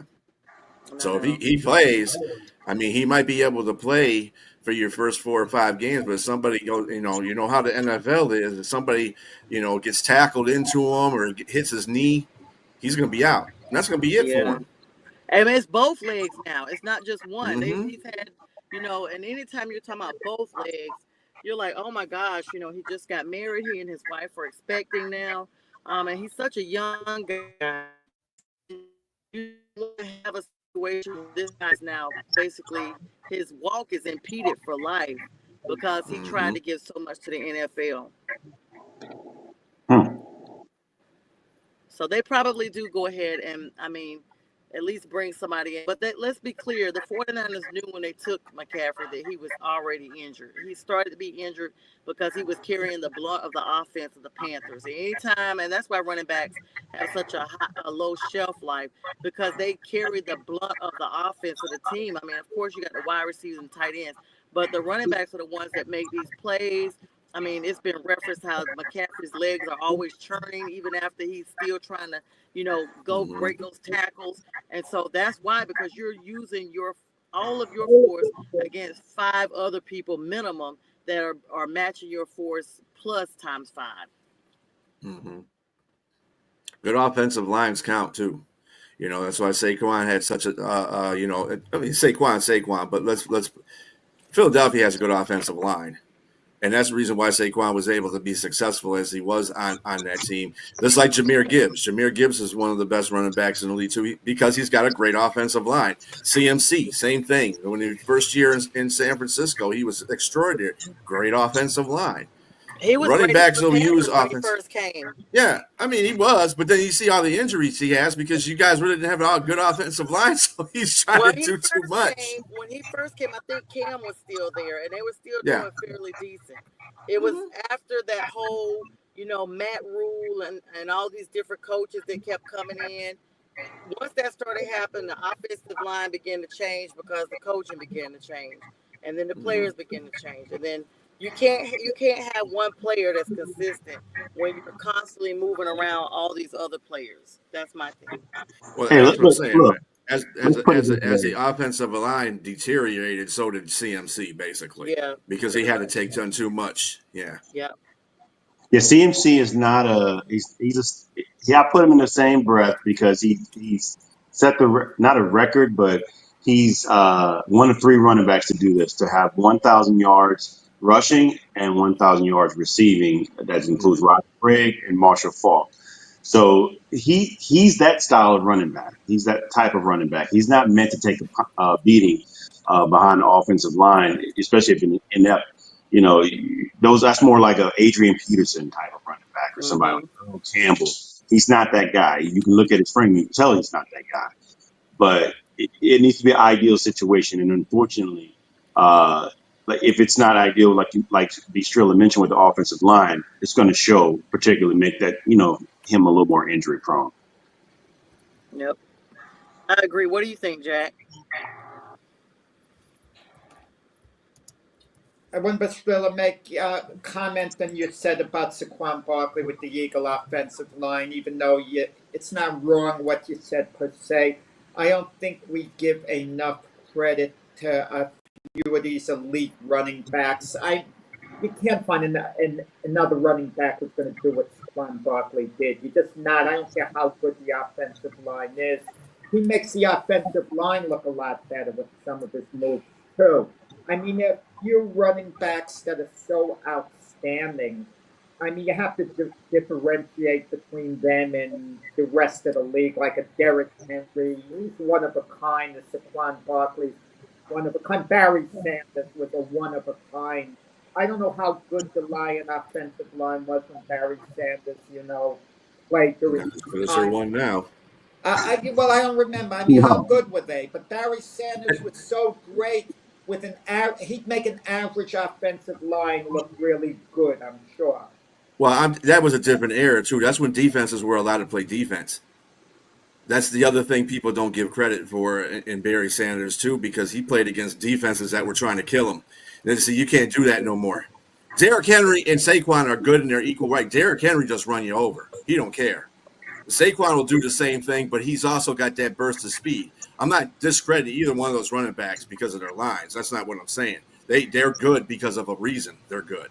You can't just put some, Simpson person back there and think they're going to run wild because they got a good offensive line. It takes athletic ability to do that. But I'm saying offensive lines do matter and they help in a running game. So. But a Saquon Barkley puts fear into a lot of the defensive linemen because they know when he comes at them, all his spin moves, they have no idea what he's going to be doing because he's so unpredictable and he does it with such force and such speed. These guys are like, you talk about difference makers at quarterbacks.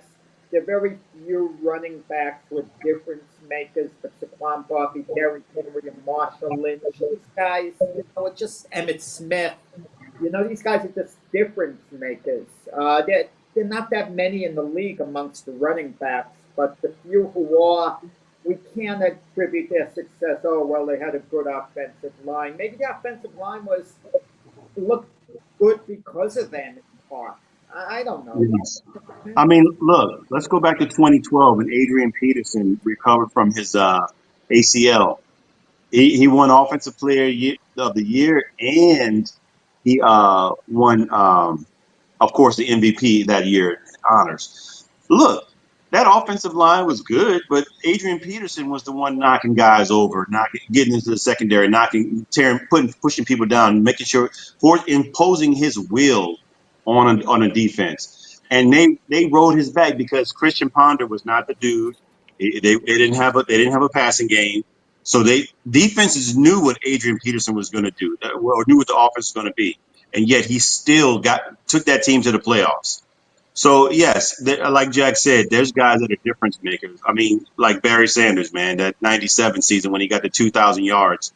They went to the playoffs because of Barry Sanders. Nothing. Playoffs every year when he was there because he was Barry Sanders. But at the same time, those are unique individuals. You're talking about you're talking about maybe one or two of the top three of the running backs of all time, right there. You know what I'm saying? Jim Brown. Did we ever recognize if he had an offensive line? I mean, he was running over everybody. He was a man amongst boys. I mean, you have those players that are just stand out in the NFL, and that's what makes them GOATs. Jerry Rice is always perceived as the GOAT too, as a wide receiver, because the dude knew how to run routes, and he was open more times than anybody was locking him down. You couldn't do nothing about that. It's like the Michael Jordan rules with everybody. You're not going to stop him, so let him do what he's got to do and then stop everybody else around him. That's how you do it with these players. Definitely how you got to do these players. And a lot still, undecided with the draft. We could talk about the running back situation all day because, like we said, this is such a saturated class at running back. But As I always say, the verdict is still out. Let's switch gears as we wrap up our last 20 minutes here of the show. Thank you so much for everyone that's come in and likes, loves, and shares. Let's talk a little MLB news. The Dodgers have slipped in their standings, Jack. They are now ranked number 3. The Padres have literally taken off flight, and they are sitting at 12-3, while the Dodgers have dropped all the way. Now they're starting on this lose streak, 11-5. It doesn't mean a thing. I mean, we're less than 1/10 into the season, and the Dodgers are right there. I mean, what's there to be concerned about at this point? As long as your players are healthy and everything is in place, it's not a big deal at this point. I mean, the Giants are playing over their heads. The Padres are playing over their heads. The Dodgers are right there. They're the best team in baseball. I know anything can happen in the playoffs, but I wouldn't even be concerned as far as the Dodgers getting into the playoffs. They'll definitely be there, and they'll probably win the World Series. But again, once a team's in the playoffs, especially in baseball, anything could happen. Anything could happen, you could say, in any sport. But look, the NBA playoffs are going to begin soon. I'm not going to be so worried if I'm the Boston Celtics, because it's not the NCAA tournament. It's not one and done. I mean, look what happened to Duke. I mean, it's one and done and the season's over. It's not that way in the NBA. I'm not ready to talk about Duke yet, Jack. Thank you. Oh, okay, yeah. I was waiting on the dark.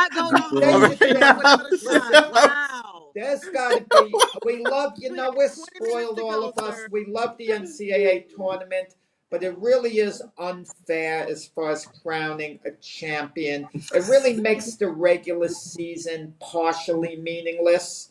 Because, it's all about the NCAA tournament. Who cares who won the Big East to the ACC? The MLB. You keep going back I to know, that. but anything can happen. Jack, MLB. you have been doing great the whole show, sir. No, we are what I'm talking saying. about rankings. Shohei Ohtani has been clearing bullpens and everything. And so we have had an hour and 40 minutes now for you to load up your arsenal and talk about all of that. So now, can I just close on the comment? He just came out of nowhere with that one too. He just had to throw some shade. Wow. Let him finish. A minor league baseball team and put them against the Dodgers for one game. And the minor league baseball team, if they played the Dodgers 20 games, and you had to say whether they'll win one. I'm putting my money on the minor league team to grab one game.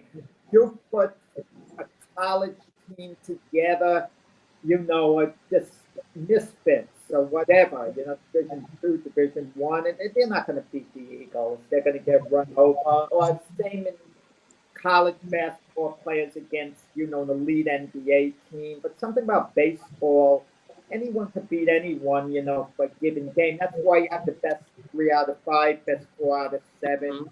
Even then, they could lose. But I don't think I'm making my point, so I better shut up. Nobody's going to win 162 games. I was going to ask. Right.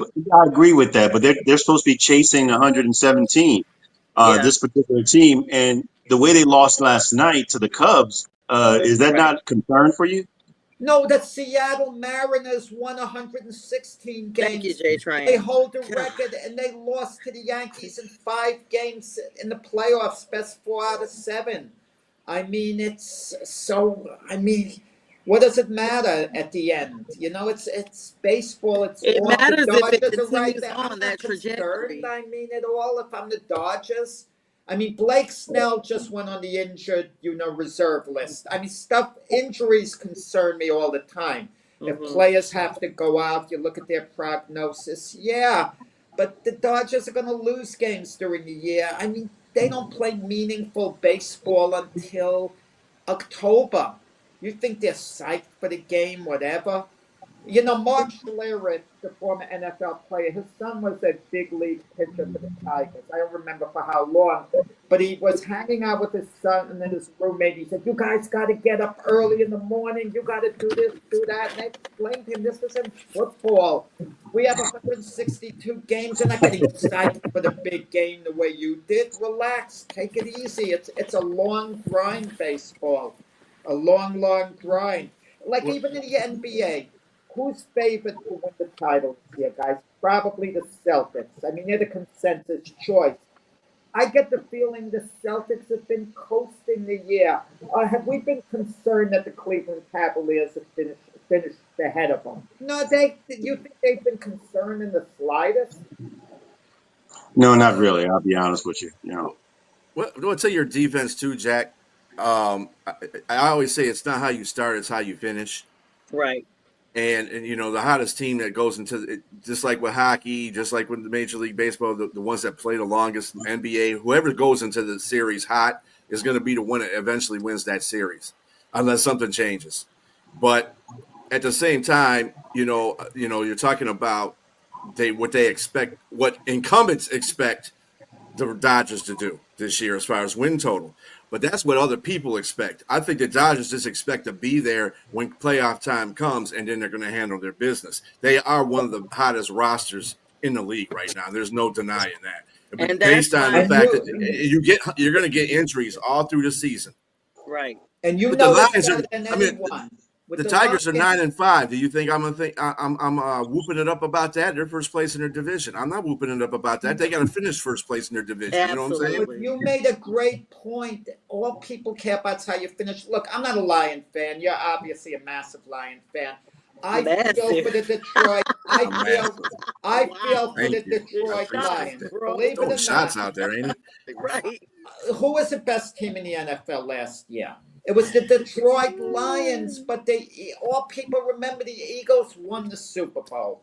Lions had injuries at the end. Whatever the reason is, no one is going to look back on the Lions season and remember it. In all reality, they can remember. There is a reason why your name There's is going to Jay. be a 10-year reunion of the Eagles Super Bowl winning team. That's not going to be anything going on with the Lions. In a way, the Lion fans want to forget last year, and that's sad because they had a heck of a year, but partly because of injuries, at least, maybe mainly, I don't know, that's all debatable.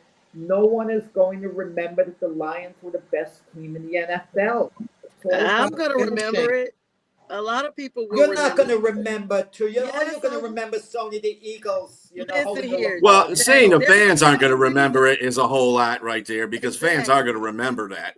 Right. But at the same time, it's the league fans that aren't going to remember that because Super Bowl is obviously your place that you want to finish at and win. So yeah, you're not. No, I don't say about the people thinking that nobody's going to remember Kansas City either. Everybody remembers the losing team. We don't go after Buffalo all the time and talking about, you're 0-4 in the Super Bowl. Well, obviously that means you remember that you were 0-4 in the Super Bowl. Absolutely. I think I agree. But what Jack is saying, I have to agree with him. The percentages, like where the Eagles finished, they didn't get to the Super Bowl. They finished in the division round. Most people don't remember division rounds. Most people don't remember that. Yeah, so most people will remember. Nationally, people don't. The fans of those teams are going to remember that, though. To say the fans aren't going to remember that. Guys, and you got to understand, this is the Lions. So they're going to remember anything successful that's going to go on with that team. So there you go. In 2004, the Yankees had a historic collapse in the playoffs. They blew a 3-0 lead against the Red Sox. People don't remember the Yankees beat the Red Sox out for the division title during the regular season. But no one remembers. No one cares about that, seeing the Yankees holding a banner for that. The unfortunate part, this is what bothers me about sports in general. A team could have a really good year, and they're only remembered for championships. I mean, I remember a couple of Jets seasons when they were 2-8. They won their last 6 to come out 8-8. Another year they were 1-7, won their last 6 when there was a 14-game schedule, 7-7. You should be proud of seasons like that. Look at the Pistons this year; they're having a heck of a year, but chances are they're going to get eliminated, probably against the Knicks. Maybe not, but probably. And what are people going to remember? They'll have a good feeling in the off season, but it's not going to be remembered 2-3 years from now. It's going to be remembered because it was an NBA record. They're the first team that ever came back from 14 wins and won triple their win percentage. That's just history. If So it's Yeah, a that's but going to be if I think it's it's remembered. more that it's more so sports nuts that remember that. Casuals, and which are the majority. Casuals don't remember that kind of stuff. They remember right. who are the winners. Add to the casuals. Nelly has a song, number one. He said, "What does it take to be number one? Two is not a winner, and three nobody remembers." It might have been a casual song, but that's exactly right. Nobody remembers third place. I mean, you can go to track. You remember who wins the gold, but most people don't remember the silver. They don't remember the bronze. It's just what it is. It's just. But I mean, they remember epic fails in championships because they definitely correct. remember the Falcons 28-3. They say that all the Absolutely, time. And they remember the absolutely. Panthers who had a undefeated season except for one game and was chasing the Miami Dolphins record from the 73 team, 71 Dolphins, excuse me. And we lost the Super Bowl. So we never, even as a non-fan, even as a sports enthusiast of all sports, the casual fan would still know that because, like B said, if it's a record or if it's something about that loss or that win that just kind of sticks out, everybody. There were so many people that had the Lions going to the Super Bowl at a minimum, going to the Super Bowl, and so a lot of people are gonna remember that the Commanders, some kind of way, got it done. No, And I on top gotta of that, I gotta take a cheap shot now. Before it's over. Oh God, I hope it ain't Listen, the me. like you Saints. haven't been. Does anyone remember? We remember Jack the Saints getting blank. screwed out of the Super Bowl on a bad play. But Mhm. who was the beneficiary? Jared Yeah. Goff, if I'm not mistaken. Wasn't he the Yeah, quarterback of the Rams? His name's He Goff. got to the Super Bowl through a scandalous call, where you could basically say. That's true. It's true. I mean, but people don't think. But all they remember, Jared Goff has been to a Super His Bowl. name's They don't remember Jared the Goff. circumstance that got him there. That's wow. That's a great point, Jack. I have But to they agree remember with you. that play. They remember that play in the Because playoffs, they sent a right? petition, because Right. the Saints sent. I'm sorry, J Train. It They doesn't were matter. I don't have a problem with that. But Yeah, they were ultimately, circulating a petition, which made it gain more traction. That's why people yes, but remember that. ultimately, I think everybody will look at that particular play as That's being, true. yes, that particular play as happening. It happened. That's where the That's petition true. came from. I wouldn't Yep. petition. That's crazy. But the play overall is one of the worst non-calls ever. That's one of the worst. Or how about MVP Eli Manning beating Tom Brady twice in the Super Bowl and once when they were undefeated? I mean, those are things that you remember. You're going to still remember New England because New England was undefeated, right? But They again, we're lost talking. I agree with you to an extent. It's the Super Bowl because New England was 17-0. Everybody, the whole season, everybody talking about them. So you can't forget them. It's not like a Cinderella team loses in the Super Bowl that anybody will remember them. New England was an upset. Like Jack could go tell you about upset fights. You're gonna remember who the guy was that was supposed to win, but you're not gonna remember But J Train, like in evaluating that New England team that lost to the Giants, a lot of people are still putting him as one of the top 10 teams of all time. When you rate the greatest NFL teams, they might put him 6th, 7th, 8th still, Mike. But had New England won that game, had they made a defensive stop at the end, virtually everyone would be rating that Patriots team as the greatest of all time, going 19-0. Well, rightly so, because they were undefeated and they beat the Miami's record. Yeah, but Miami was soft the year they went 17. Oh wow. They won. No, they won. I lived through that season. They won. Yeah, we weren't. None of us were born, so at all. They won a lot of close games. They won 3 playoff games. I include the Super Bowl by a total of 17 points. They were losing with 8 minutes to go against an ordinary Cleveland Brown team in the playoffs. They were down 14-13. And they had to rally to win 20-14. That's called adversity, Jack. That's what teams do when they win. No, I like a team that stomps on people, a powerhouse team like the Chicago Bears. The Bears didn't stomp on everybody because Miami beat them. That was one game, but that was one game. I mean, they wasn't Miami like in run for 3 Super Bowls straight or something like that? But Miami Dolphin, when they Dolphins, not after the yet. unbeaten season, they repeated as Super Bowl champions. That was one of the great teams of all time. They were a powerhouse. They built on that. Gotcha. Who's that? I'm tracking. You know more than I would. They dominated. They lost a couple of games Because he was here. early on, but they He were saw dominant team, and they dominated in the Super Bowl. I mean, you live through it. Look, the Chiefs team this year, guys. They barely were winning games, but it looked good because they kept Yep. getting W's, and we kept saying, Yep. "Oh, what a great team! What a great!" And they were team." not, and I But said they that. could easily have been a 10-17. You know, all the coin flips were going their way. I mean, They all the definitely cheated yeah. against the Panthers. I'm not biased on that. Yeah. Everybody knows. Everybody saw that game, that call where Adam Thielen had that catch. That catch was the winning catch for real, and everybody knew that. And they came back afterwards and said, the announcers and everybody was like, "Whoa, we're not sure about that call." And afterwards, the refs were like, "We made a mistake." Well, guess what? The game is over then. And good point, Sonia. Remember their opening game, the Chiefs. The foot was on the line with the Raven receiver. So the Ravens should have won. Another one, Yep. Denver botched the snap on the winning field goal. Yeah. I mean, and there were other instances like that too, but they kept getting chefs the and the refs. W's, and we figured, oh, they're the defending champs. They find a But way if to you- get no, it done. If you think about it, though, winning organizations find ways to win. Losing organizations find way to lose. Chicago is one of those guys. Chicago had a lot of chances to win games last year. They could have beat Washington. But, one guy has to go talk stuff to the crowd and then come back and is the one that's victimized by the Hail Mary. So And forgot the those are game was things that- still going. a blocked kick against Green Bay. Green Bay blocked the kick. That could have won them a game. They could have swept them, actually, because they did win the last game against Green Bay. So, I mean, Chicago had a timeout against the Lions that they didn't call, that they should have called. That was another game they could have won.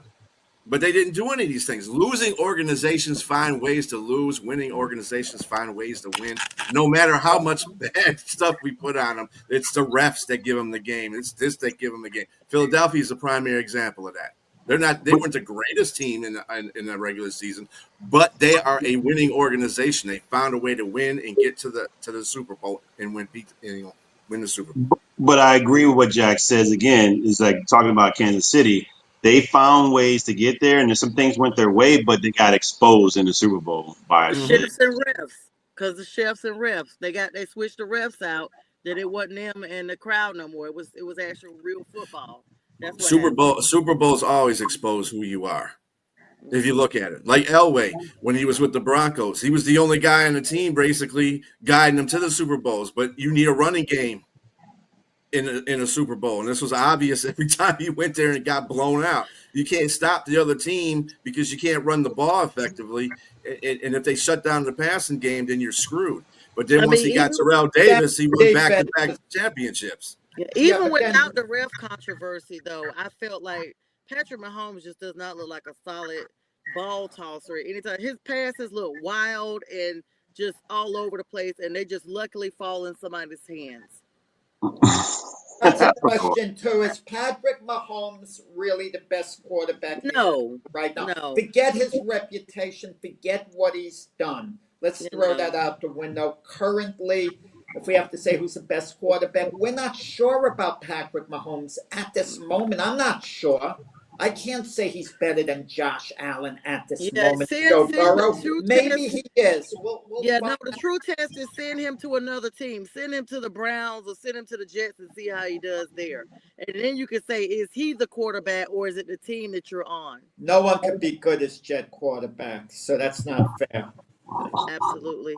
Listen, guys, we're at the top of the hour here. This has been fun as always. Jack, before you hop off of here, I have Linda texted me when the show started, so I have permission to mention this during the show. Are you supposed to be out this week or something? I'm doing tomorrow's show, tomorrow morning, and then I'm going to be out, Wednesday and Friday's show. I won't be doing Glove Fist tomorrow night, Monday night, and I won't do Wednesday or Friday show. So what we'll do is Jack and I will be on tomorrow morning at 8 a.m. and then we'll show you guys the best of the Mac and Jack show on replays. Thank you guys for all the likes, love. Download the Roku app so you can see us all day, every day. Bistro and myself will be on this afternoon at 4 with the One A Cheek, Three Toes podcast. as well. So stay tuned for that NFC East divisional debate coming up at 4 p.m. Eastern Standard Time. And with that, everybody, we wish you guys all the best. And we thank you, everybody, for tuning in. Have a great week. Happy Sunday. And y'all keep it gangsta.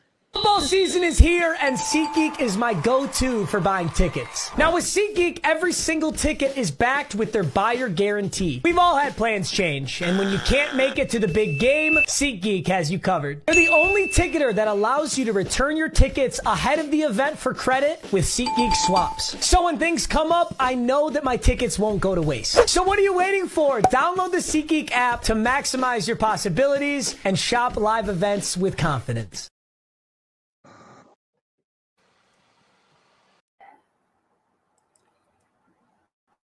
You're watching National Streaming Sports. Over 20 podcasts, 70 shows, and a 3.5-star rating on Roku TV.